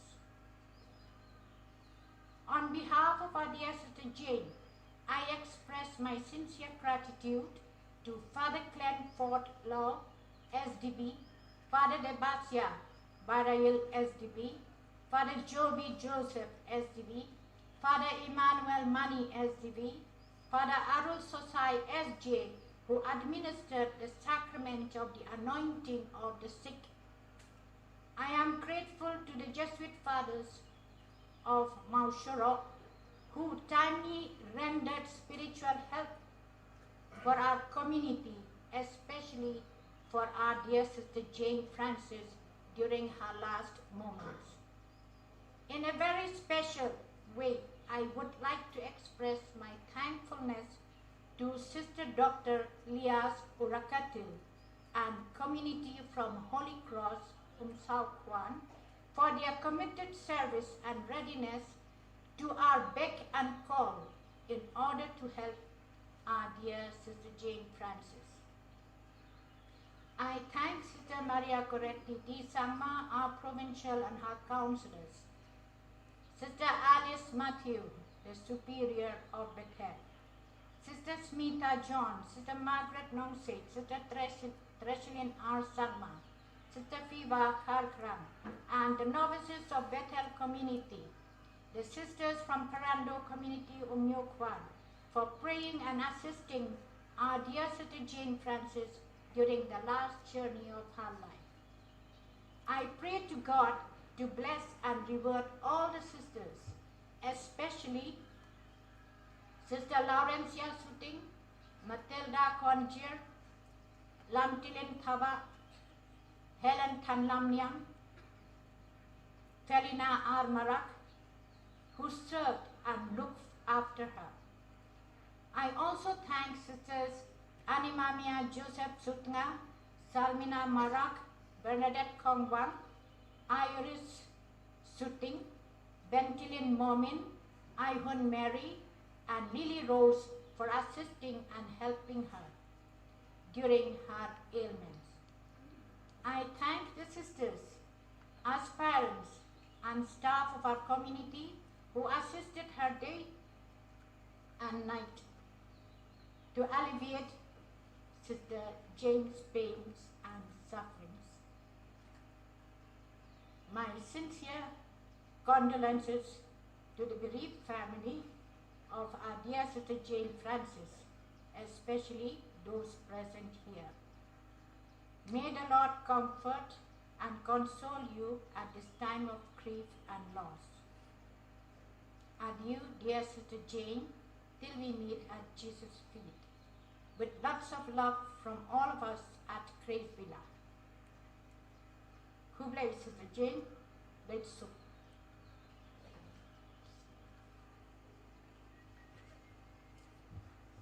Sister Jane served the community of Little Flower Convent, Hattikau, more than 15 years as the General Counselor for Education and the Superior of the community. Certainly, her contribution is printed in the history of the community with bold letters. I now call upon Sister Vijay John, the Superior of the community, to express her love and respect for Sister Jane.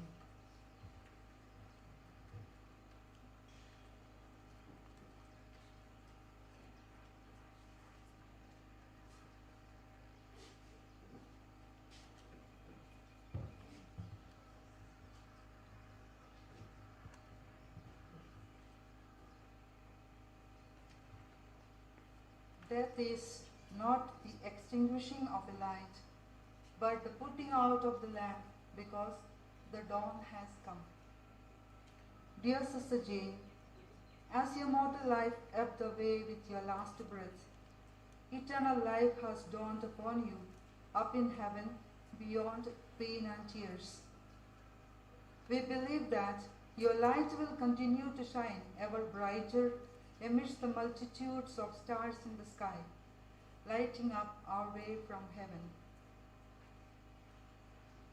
Dear your Lordship, Mother, Fathers, Sisters, well-wishers and the family members of Sister Jane, standing beside the mortal remains of our dear Sister Jane for the one last time, I would like to express the collective sentiments and experiences of the Sisters of Hathion community, where she spent her final active years before she suffered the bout of sickness.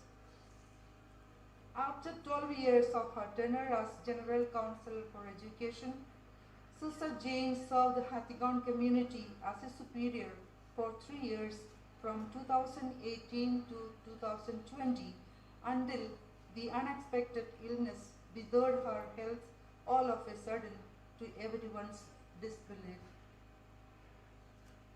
Neither age nor many successful and accomplished endeavors did not diminish her passion and zeal. In humble obedience to the superiors, Sister Jane took charge of the community with the lots of enthusiasm, goodwill, and vision to serve at her best. As a person with a high intellectual acumen, deep spiritual insights, rich and varied experiences in the field of education, wherein she knew the art of dealing with the various personalities and administration, Sister Jane perfectly fit well as a superior and animated the community with unparalleled competence and excellence.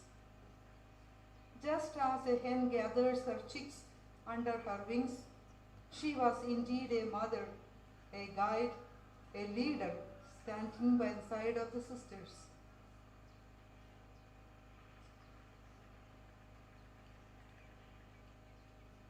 Staying sensitive to their needs and happiness.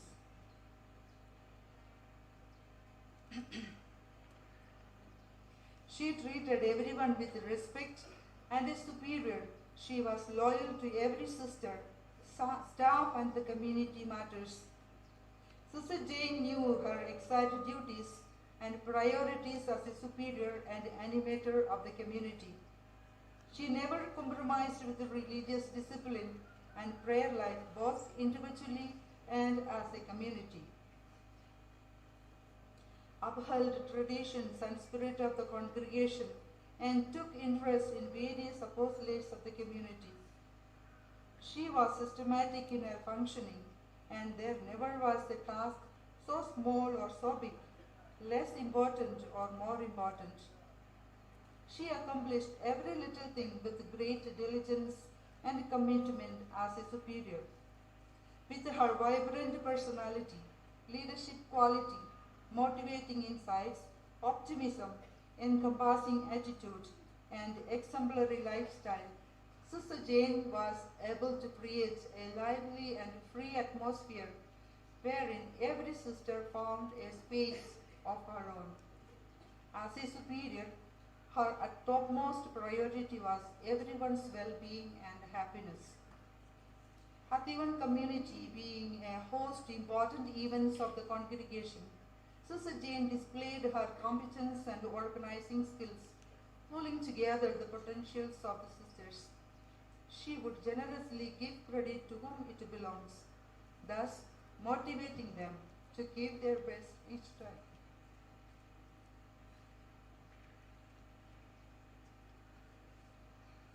Every celebration would be a grand and unique event under her care. As a leader, she was in front, beside, and at the back of the sisters and the staff, leading, accompanying, and backing up. She was always welcoming and concerned to everyone who came in and out of the community. One of the striking virtues of Sister Jane was her obedience and respect to her higher authorities, especially to Mother General. As a superior of the community, she would always seek for permission and decision in all matters. Sister Jane lived by the attitude of, what can I give then receive? Her contribution to Catechan community just within a span of 3 years was immense. She was still living the dream of serving the congregation for some more years when unexpected illness suddenly struck her life. Yet, her hope of doing something more was never shattered initially. She fanned the flame of hope alive in her heart. Dear Sister Jane, it is hard to believe that we are left to embrace the reality that death came knocking at your door and you left. It's hard to comprehend the radiating smile altogether stopped as you lay lifeless. It's hard not to feel the pulse in your heart that beat with enthusiasm to do your best. We are now left with no other choice but to say goodbye to your lifeless body. Thank you for letting your life burn in the service of the church, congregation, and each of us. May God, who has taken note of every little thing you have done, reward you with brightest crown in heaven. Death ends life, but not relationship. You will be forever in our hearts and connected in spirits. We say not in grief you are no more with us, but live in thankfulness that you were a part of us, Msmhc family, and Hathigan community in particular. Adieu, dear Sister Jane. Rest in God's loving arms.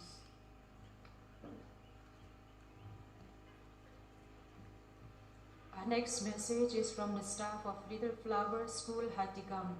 I call upon Ma'am Agnes to come up to the podium for the message.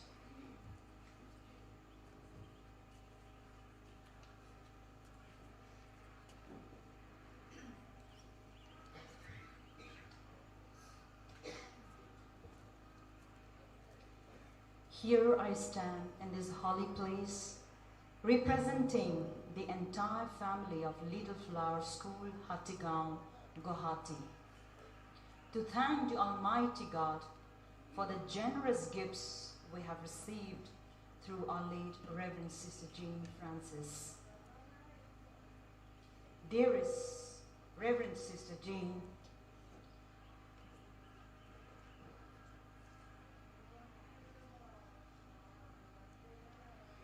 we, the Flowerians, are proudly blessed to have got a rare chance of 15 years of lovely time with you.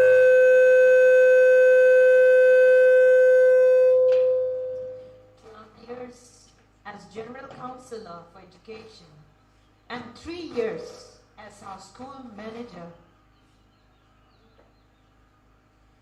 Those were the times of great learning from an eminent educator, a wonderful administrator, a gifted architect who articulated with generosity and gracefulness. Now, as you lay peacefully in the arms of Jesus, your words re-echo in our hearts and minds, as you often reminded us, my dear teachers and children, have the attitude of gratitude. Be the change you want to see. Reverend Sister Jane was a firm pillar who inspired us by giving rejuvenating sessions, workshops inscribed and engraved with a testimony of knowledge and learning updates. She was unstoppable by updating herself to face the challenges of life with a smile. A person adorned with a unique broad personality who kept a track with the various changes and accepted the changes gloriously for the benefit of everyone. Sister beautifully tackled various challenging circumstances calmly with faith in his lovely spouse. She was a well-planned executor, a good leader who was inspired by the principles of Jesus Christ. Her sessions and speeches used to have a great focus on the leadership aspects of Jesus. Dearest Reverend Sister Jane, the valuable time we shared together will be cherished and will remain evergreen deep in our hearts. You had rendered the valuable service to the nation and the world wholeheartedly. Life lived on this earth is short, but the life lived through memories is everlasting. Dear sister, you will continue to live in our memories forever. Tons and millions of thanks and gratitude to you, dear sister. Love you and adieu till we meet again. May your soul rest in peace. On behalf of our principal, teaching and non-teaching staff, students and past pupils of Little Flower School, Huntington, bye, dear Sister Jane. We love you.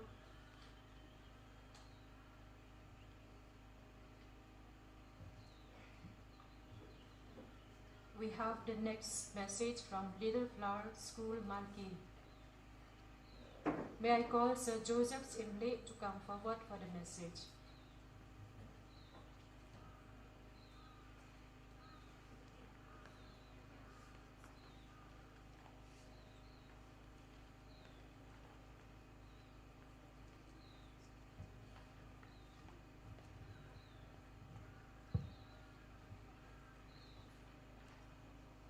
I have fought the good fight. I have finished the race. I have kept the faith. 2 Timothy 4:7. If I should go tomorrow, it would never be goodbye. For I have left my heart with you, so don't you ever cry. The love that's deep within me shall reach you from the stars. You'll feel it from the heavens, and it will heal the scars. A gem is now lost forever, found beneath the earth, and now went down beneath the same. With deep sorrow and pain in our hearts, I stand here on behalf of the sisters, management, staff, and students of Little Flower Secondary School, Malki, to bid farewell to our respected and beloved former headmistress, Sister Jane Francis. She is that person which is rare to find. Someone so generous, kind, and loving. She had a unique style of imparting knowledge to the students. She hardly turns up if anything goes wrong. She would rather smile and look for solutions. She was a true mother to the sisters, a mentor to the teachers, a guide, an inspiration to the students, and a great benefactor to the people of Malki. Not to brag, many people of Malki are now what they are because of her loving touch and the difference she made in their lives. She has shaped thousands of youths who now look up to her. She has left a footprint that reminds us of her. Today, as we bid farewell to this great personality, we recall some of the outstanding qualities that made her single out among many. She was a passionate educator with eagerness for the success of her students. She would work endlessly without tiring. She would never refrain to learn more, and in fact encourage others to do the same. She was a lover of the poor. She would find ways and means to reach out to them and made a greater impact in their lives. In fact, she would visit families across Malki and help them in whatever way she could. She has done much for the people. She would buy coffins for dead, pay medical bills for the sick, buy clothes for poor people. She was also a multitasker. She could handle multiple jobs at one time. She never kept work pending. She would love to see that all things are done on time. She was a perfectionist. She would do work to perfection and inspires others to do likewise. She touched lives and transformed many students for their betterment by giving them free coaching classes and fee concession. This was experienced by many, including myself. She had an amazing personality that everyone felt easy and convenient to approach. There would be nothing to worry when she is around, for she is truly happiness. She was highly creative and intelligent. She ran the institution with so much of creativity, putting in all of her skills and intelligence. She was the most efficient in the management sector. She was a good planner. She would plan so effectively that nothing goes wrong. She used to say, if you fail to plan, you plan to fail. And everything planned used to be completed effectively. She had the ability to attract many young people by her sweetness in speech and dealings. She raised the standard of our school by her relentless hard work and commitment. Thus, the school stands to what it is now because of her. These qualities are looked up by every one of us. God is not unjust. He will not forget your work and the love you have shown him, as you have helped people and continue to help them.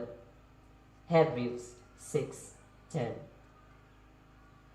Though we mourned the 30th May 2023, hearing that a gem that used to shine so bright is now dimmed, but the reflection caused by the gem will linger in our hearts forever. Dear Sister Jane, I want to sincerely thank you for the selfless service and complete dedication to the congregation, Little Flower Secondary School Malki teachers, staff, students, and to everyone whom you've learned in and out. Thank you for taking our school beyond impossibility to the minds of the Malki people. We are truly indebted to you forever. We will deeply miss your presence and your influence in the life and events of our school. Dear sister, you have done everything well. May your journey to God's kingdom be smooth and strewn with roses of love, especially from the sisters, teachers, past pupils, and students whom you have encountered and transformed in your life's journey. Come, you who are blessed of my Father, inherit the kingdom prepared for you from the foundations of the world. For I was hungry, and you gave me something to eat. I was thirsty, and you gave me something to drink. I was a stranger, and you invited me in. Naked, and you clothed me. I was sick, and you visited me. I was in prison, and you came to me. Matthew 25, 34, 36. Dear sister, adieu for now. My tears are saying what my words cannot. Goodbye, my dearest sister, until we meet again. Eternal rest grant unto her, O Lord. May she rest in peace. Amen.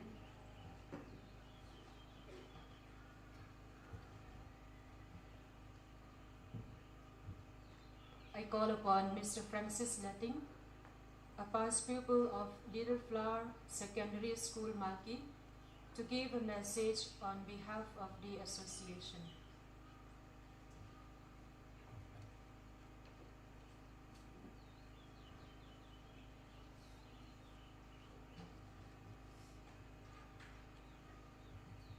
A condolence message. Little Flower School past pupils Association expresses profound grief and sorrow at the sad demise of Sister James Francis on the 30th May 2023, who was a former headmistress of our school. She is like a mother to all of us, and she loves Marquis and its people.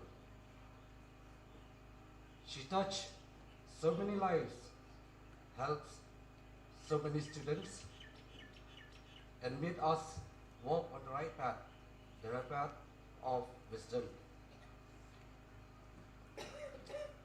Life is the greatest gift that God has given us. Death is only a bridge towards the eternal life with God. Goodbye is never easy. Memories always touch the heart, and no one can say it all. May the Lord keep you safe under His wing as you begin to navigate this new existence.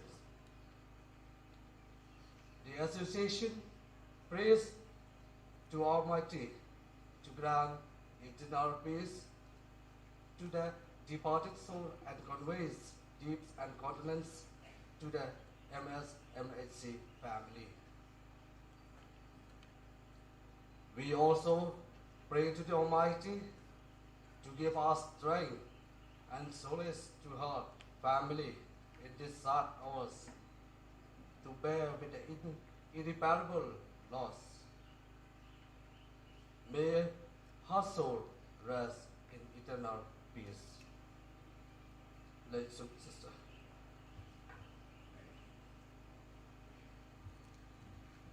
We have a message now from the staff of St. Margaret's High Secondary School, Pitchlands, which will be delivered by Ms. Nomita Sengupta.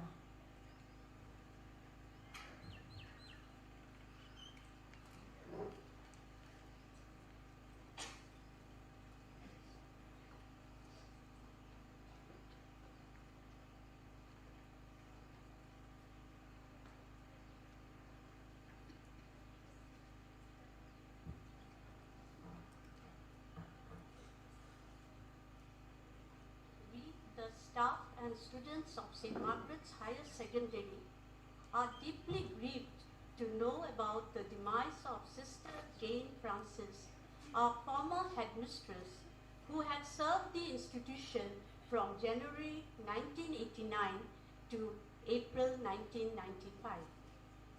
Sister Jane was a very efficient administrator and a very good human being. She was kind-hearted, gentle, and compassionate. She would go out of her way to help and improve the life of the students and the staff.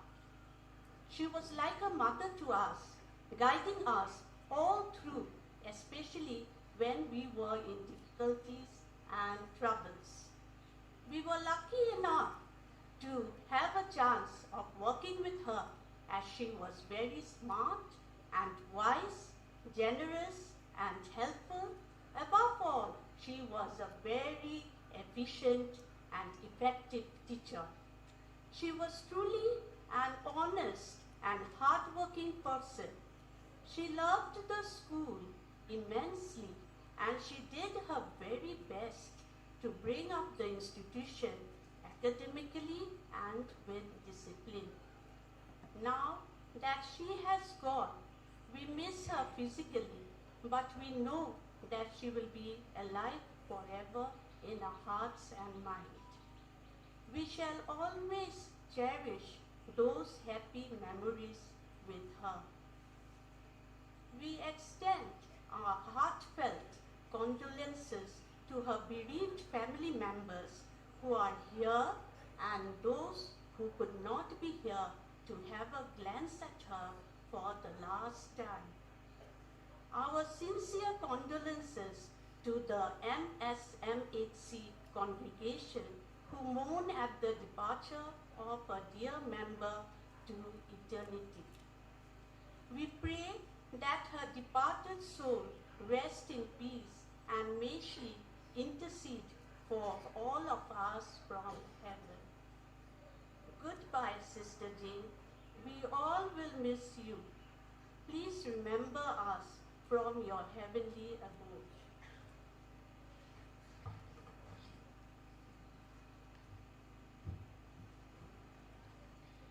May I invite Dr. Bonnie Nichols, representative of St. Margaret's Past Pupils Association, for the condolence message.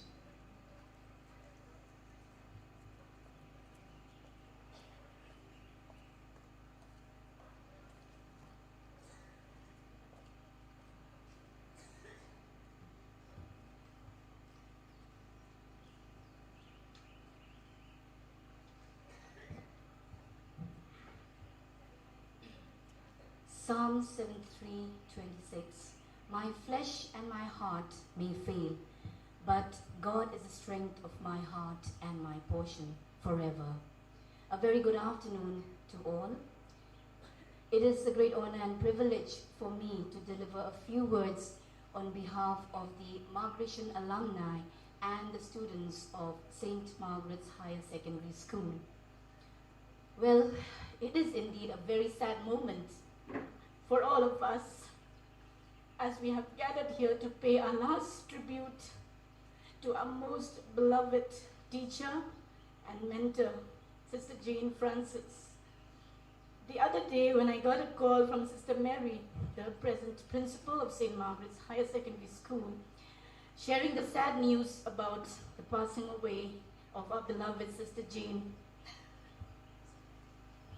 there were so many thoughts and memories that flashed past by. Just like many of you, I was trying to remember the last time I saw her. In fact, I was lucky enough. It was when she was brought at Peachlands from Supercare Hospital, and I really thank Sister Maris for having given me the opportunity to meet her. I had gone there with a Phoebe. She was not doing too well and could meet just a few visitors. But I was so glad that she was willing to meet me. And she would always call me my child. In Sister Jane, I saw the real strength of fighting and trying to live and never give up. She has really fought the good fight. Why I say so is because you all might not believe, but even on a sick bed, she told me, Bonnie, when I feel better, I will come to your place. Because she would visit us when my mom was there, and she wanted to see my daughter. I just showed her the photos, and she said, I will come and visit you and your daughter. She was also saddened to hear of my beloved mother's passing away. I had also planned to go and visit her at Grace Villa at Umber, but sadly I could not make it for some unavoidable circumstances. Sister Jane, please forgive me for that. But yes, I would always inquire about her, either from Sister Mary or Sister Maris and other sisters, Sister Celestina, others from Stephen Memorial, and also Sister Marina. A dynamic and energetic personality that we always admired, and she is often talked about wherever the students from St. Margaret's assemble. You know, our conversation will not just go without mentioning Sister Jane's name. Not only a great teacher, but she has always guided us whenever we needed guidance, not only in terms of books, but she's given us holistic education. She has been a big moral support and having the best leadership quality you've been hearing from all the previous speakers. She really has that leadership, enthusiastic quality in her. And that is why she could steer St. Margaret's School during those days, which were more or less a little rough, because she was there when we were the first batch, and you can imagine, if I may say, we were like the guinea pigs. But yes, we had a leader, as Sister Jane to steer us through, and she was always there to make sure that we were given the best education, of course, with all our teachers and the other sisters who were there at that point of time. She would even call us to school during the vacation. You know, sometimes there would be some saying, okay, with January we have to go, but it was for our good. She would make us study outside, you know, sunbasking in the sun is always good. And she would come and talk to us, motivate us, encourage us, and we would have a great time sharing and discussing with our classmates. That is the way she wanted us to really study with interaction. We sat for the exams, for the matriculation exams, and just allow me to just share this. Then came the results. I really need to share this with you. Our center was at St. Mary's School, because we were the first batch. They started checking the results, and they started only from the 2nd division and the 3rd. And they told Sister Jane, this is all, because we were just 16 of us. We call ourselves the Sweet 16. Then she believed in us so much. She fought for us. She said, no, they are my best students, and I know that they have done well. I know they've got 1st division. And all our names, 8 of us, we were in the 1st division. And we also got, my classmate got even the 9th position. And 8 of us got the 1st division, and the rest 8 got the 2nd. So thanks to Sister Jane. It's because she believed in us, you know, we were made stronger and more resilient and courageous. We will always be indebted to Sister Jane for all her hard work, along with our dear teachers.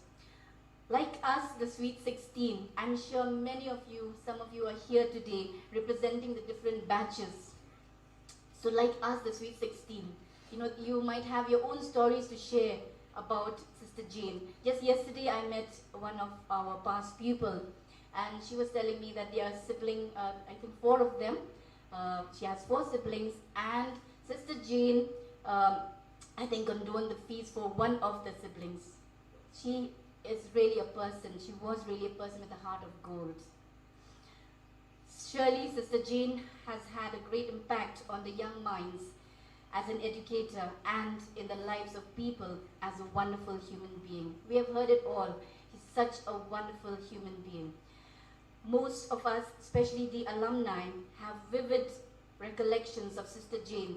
I just shared about the sad news in our group, Sweet 16, and all of them have given their condolence messages and have shared, you know, about the remembrance of our beloved Sister Jane.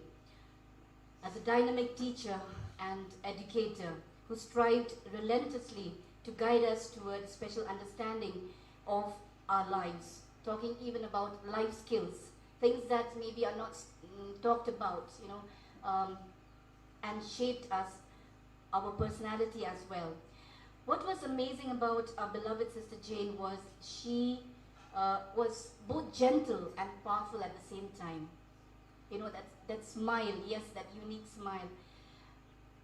She was such a gentle human being. She was, you know, on the bigger side to look at, but she was yet so gentle at heart and powerful, because believe me, you know, we would be scared of her at times because she was really strict, but she had to be strict. But we loved and respected her so much in spite of being scared of her at times. She had a command of the classroom and had control of every student's attention span. She was teaching us science. And yes, she was really a good administrator, because during that time, as I said, she took the school forward. And many more batches after that have been doing well. And I'm so proud that this year also there have been 3 positions from our school. And I'm proud to be an alumni of St. Margaret's. What she treasured most in life was her family, her colleagues in the missionary, and her students, because she has been sharing all this with us throughout. And above all, she valued the relationship she had with each and every person that was a part of her life. My mother, sometimes during her free time, would sit with her in the office, and they would have a time of sharing and discussion. And that is the time that she would say, tell my mom that she was very close to her family, and that's why we have all the family members here. Well, personally, I had developed a very special attachment to Sister Jane, especially during my high school days. My alma mater is my second home, and Sister Jane was my second mother school. At that point of time, there were times that I was unwell due to my rheumatism. I thank her for all the love and care and concern she showed me, along with my precious mother. They motivated me, encouraged me that I could do my best.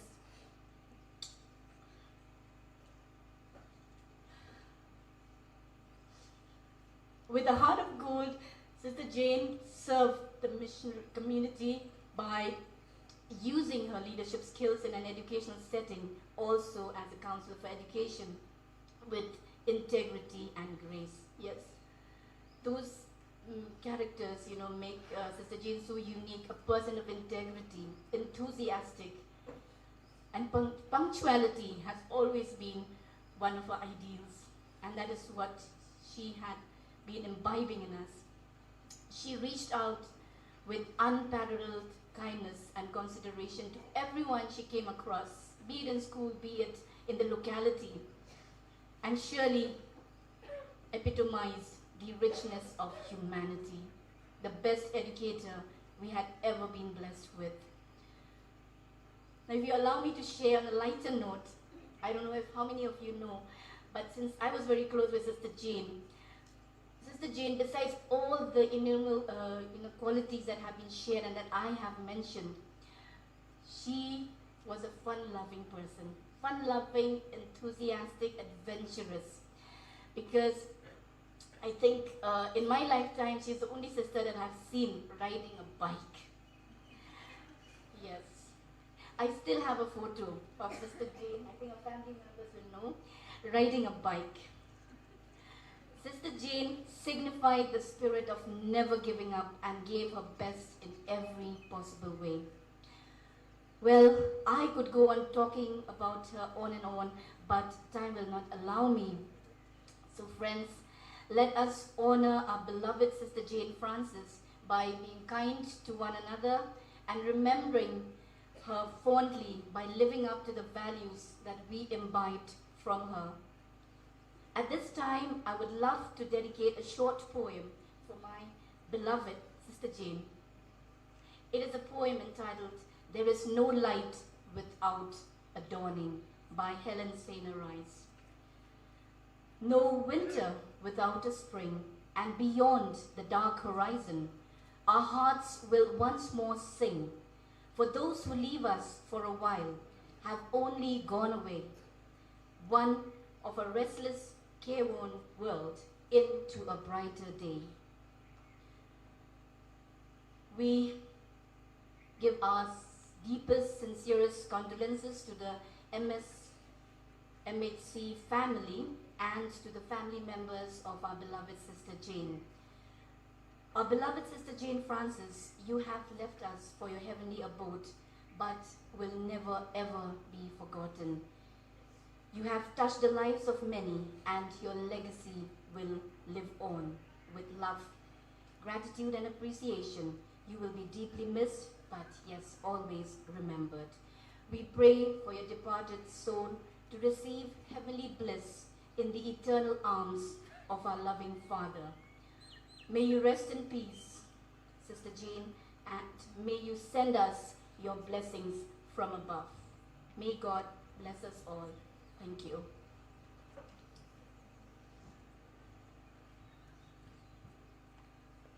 We have now the message from Don Bosco School, Udaipur, Tripura.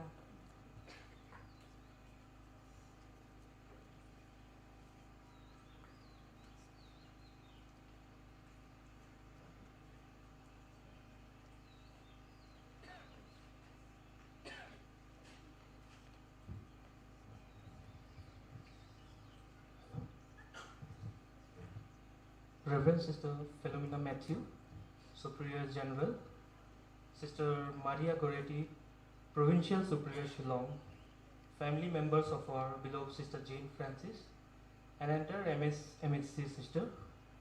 On behalf of Don Bosco School, Udaipur, on behalf of principal, teachers, and the students of entire Tripura mission, I, Shurabir Karmagar, stand here before you to extend our deepest condolences for the sad demise of our dear founding principal, Sister Jane Francis. I think when I heard about the passing away of Sister, all my memory revolved around the time when I met her for the first time when I was a 6-year-old in the year 1999, and she was there to take our admission test. And maybe I might not have that much memory of that time, but again, it was lovely to have her serve us in the small state of Tripura, in the small town of Udaipur. It says that to run a school is tough, to build a school is tougher, but to establish a school against all odds and challenges, that also in a very small village of Dhajanagar, Udaipur, was the toughest thing that she could have done. The school, which started with only 60 students, has multiplied into perhaps 45 to 50 times of number of students, and that was only possible because of the services and the trust that she has endured in the people, of the hearts and the minds of the people of Udaipur. I was very lucky to have known her, and I was very happy to know when I met her. Actually, I went to Grace Villa this January on Republic Day along with Sister Marina. I met her over there when she was ill, but she still had some memories of Udaipur, and she still remembered few of the students, including me. So I was very happy to know that she still remembered me, and I hope that she will bless us from above. May her soul rest in peace. God bless us all. Thank you.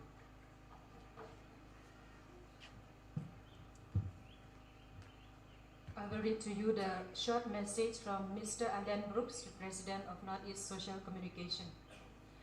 Dear Sister Maria Goretti de Sangma, my family and I are deeply pained to receive the news of the sad demise of our dear Sister Jane.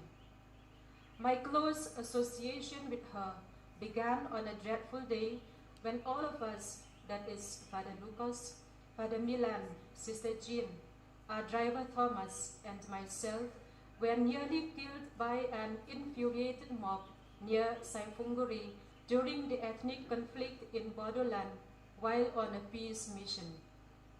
Her faith and calmness at that explosive moment gave me courage and made me admire her. Over the years, we met sporadically on different occasions, but that few moments spent with her during that life and death situation on that fateful day always remained fresh in my memories. Today, as we wish her goodbye, all I can say to this brave nun, while we mourn your lost dear sister, we are assured that there are others rejoicing to meet you behind the veil in heaven. So adieu until we meet again. Mr. Alan Brooks, President, Northeast Social Communication. Give thanks to the Lord and praise His name, for the Lord is good and His love endures forever. His faithfulness continues through all generations. Our sense of gratitude to God, whose love our dear Sister Jane experienced from the womb of her mother to the tomb into which we lay her to rest in few minutes. She lived and died as an epitome of God's faithfulness and His preferential love. We remember with love and gratitude the great Vatican family, especially those present here, that nurtured and accompanied her throughout her life, offering her love and support, warmth and encouragement, always going extra miles to help her out in every way possible. Our special thanks to Bishop John Thomas, the Bishop of Itanagar Diocese, who generously offered himself to preside over the funeral mass and for praying for our dear Sister Jane. May she intercede for you, your Lordship. Our sincere gratitude to Father Richard Majau, the VG of Shillong Archdiocese, Father Paul Olpinro Lincott, the Provincial of Silesian Province, Shillong, all the priests who celebrated with the Bishop, praying for our beloved sister. Your fraternal presence with us at this time of pain and loss definitely mean much to us. Thank you ever so much. A special note of thanks to Reverend Sister Philomena Matthew, our Superior General, and the General Councillors, who visited Sister Jane several times, praying and assisting her, and made her homegoing sweet through their prayers and presence. Dear brothers and sisters from various institutions, parishes, who have come from far and near to express your love, appreciation, and respect to our beloved sister, we thank you sincerely for your prayerful and inspiring presence. Your gesture of sincere love and solidarity towards our departed sister and the entire Msmhc family is valued much. We acknowledge the presence of Sister Lisa Chetri, the Provincial of Guwahati, Sister Amsi Varghese, Provincial of Tinsukia, Sister Veronica Basumatri, Vice Provincial of Tezpur, and their councillors, and all the sisters from various provinces and communities of the congregation who have come here to bid final goodbye to our beloved Sister Jane. May our participation in the funeral service of Sister inspire us to live those values she lived. Our deep thankfulness to the teachers, past pupils, friends, and associates of Sister Jane and the congregation. Thank you for your presence and your prayers. We thank our young candidates and students, novices from Bethel and Maura. Thank you, dear young people, for being icons of hope to all of us in furthering God's kingdom. Thank you, Sister Mary Concepta Dakar, the Superior of Grace Villa Community, Sister Helen Thanglamnyang, and all the sisters of the community for taking care of Sister Jane during her last days on earth. Thank you, Pitchlands community, for keeping vigil 2 nights and days, sacrificing your sleep in accompanying our dear Sister Jane in her journey towards her Creator. You have gone out your way to make all the arrangements from the 30th of May, the day she passed away, till this moment. I have no words to define the selfless sacrifices you made, the hard work you put in, and the sleepless nights you spent. I'm sure Sister Jane will intercede for you all. And before we depart from this holy ground, after we lay the mortal remains of our dear Sister Jane, we shall all go to Shelter Home for a cup of tea. And we thank Shelter Home community for this kind gesture, and Novitiate community for seeing to the liturgy preparation and other requirements for the occasion. We now have the funeral rites to be presided over by Reverend John Thomas, the Bishop of Itanagar Diocese.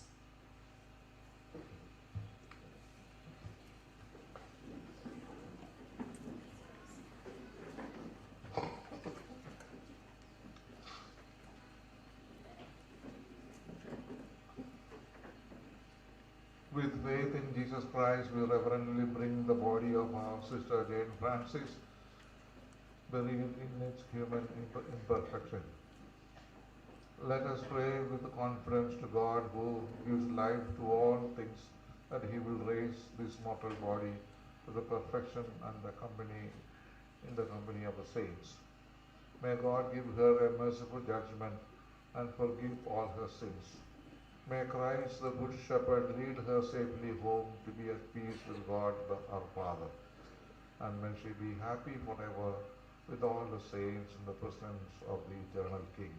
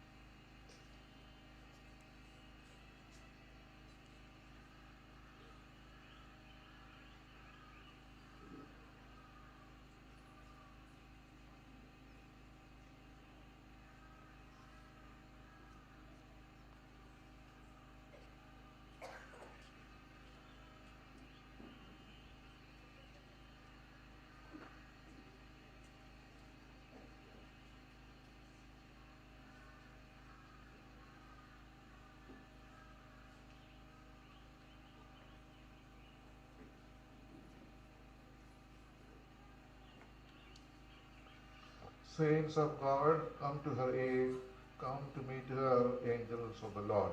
Receive her soul and present her to God the Most High. May Christ, who calls you, take you to himself.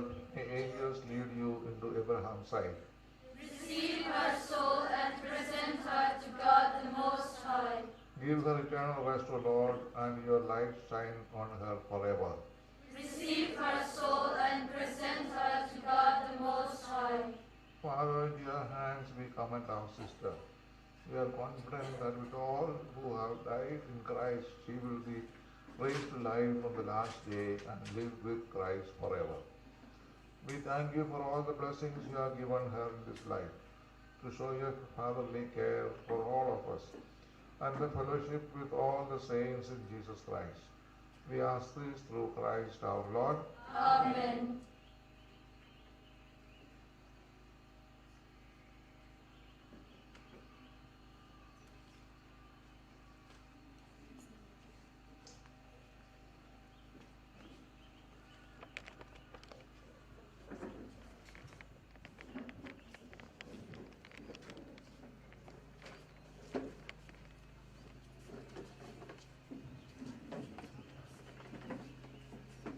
Let us pray.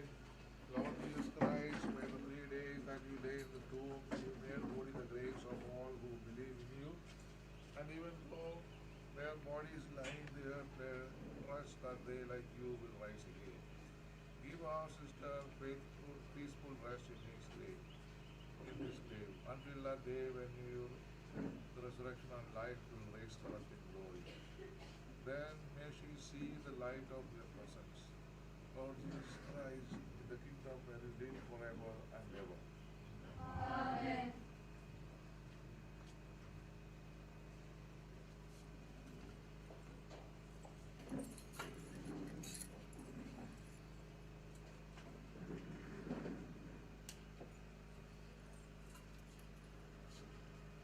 Let us pray to our Lord Jesus Christ, who said, I am the resurrection and the life. Whoever believes in me will live even if he dies.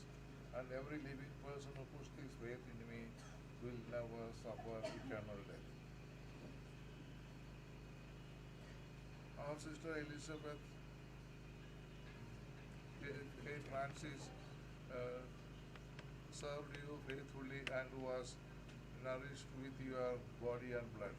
Grant her a place at your table in your kingdom. We ask this in faith.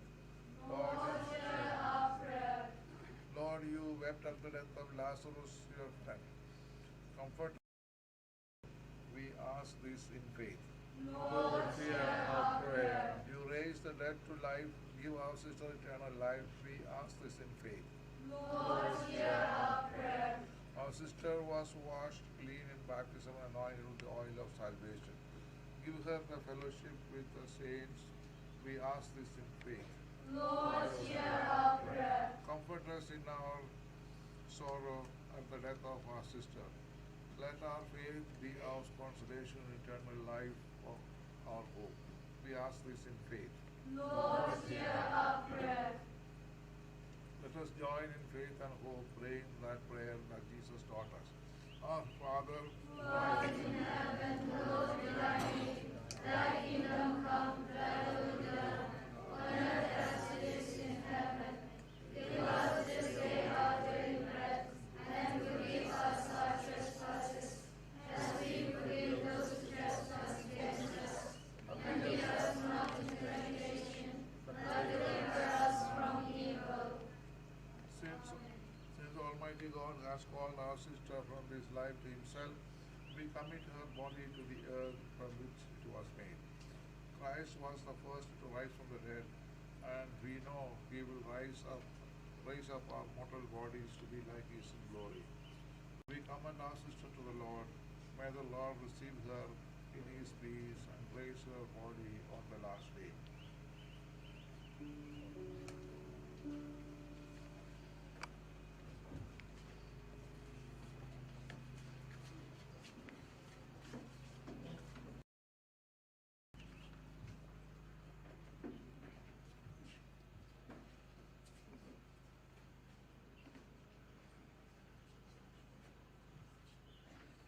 Now, the mortal remains of our dearly beloved Sister Jane will be laid to rest.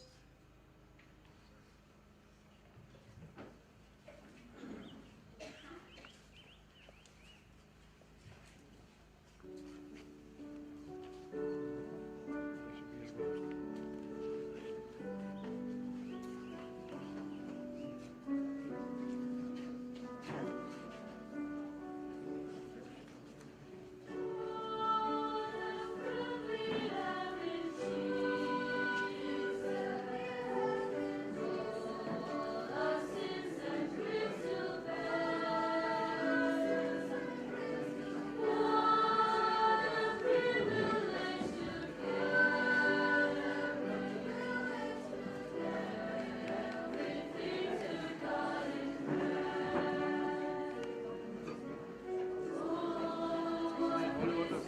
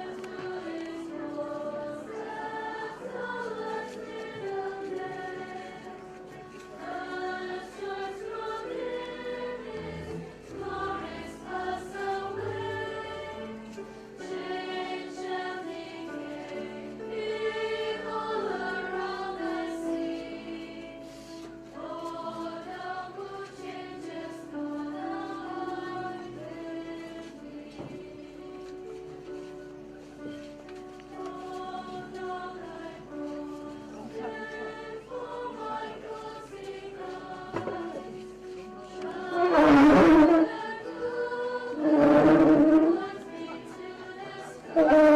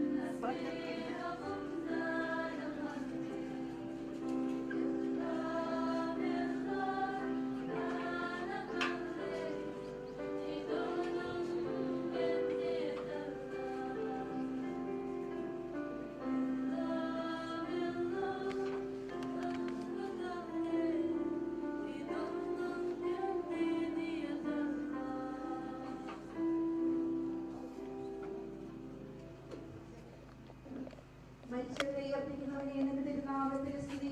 പ്രാർത്ഥിക്കാം നമുക്ക് സമാധാനം. കരുണയുള്ള കർത്താവേ, കരയുന്നവർ നിന്നെ വിളിക്കുകയും സങ്കടപ്പെടുന്നവർ നിന്നെ ആശ്രയിക്കുകയും ചെയ്യുന്നു. നിന്റെ വാഗ്ദാനങ്ങളുടെ പ്രതീക്ഷയാ നിന്റെ ദാസിയെ ആശ്വസിപ്പിക്കണമേ. ജീവന്റെയും മരണത്തിന്റെയും നാഥനും പിതാവും പുത്രനും പരിശുദ്ധാത്മാവുമായ സർവേശ്വരാ, ഞാൻ പ്രാർത്ഥിക്കും. മഹിമയുടെ അന്തിമവിധിനാളിൽ കർത്താവേ നീ അണയുമ്പോൾ കരുണയോടെ നിർത്തണമേ. വല്ലവരൊത്തു വലം പാകേ കർത്താവേ നിന്നെ ഞാൻ ആശ്രയിച്ചു. കർത്താവേ നിൻ കുരിശിനെ ഞാൻ ആരാധിച്ചു വണങ്ങുന്നു. അതുതാൻ ഞങ്ങൾക്ക് ഉദ്ധാനം രക്ഷയും നൽകുന്നു. ആകാശവും ഭൂമിയും നിന്റേതാകുന്നു. ആകാശവും ഈ ഭൂതലവും താവകമല്ലോ കർത്താവേ.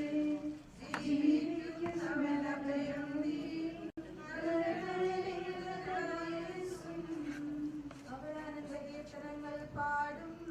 ഹൃദയാമരുടെ പാപങ്ങൾ മായ്ക്കണമേ നിൻ കൃപയാലെ.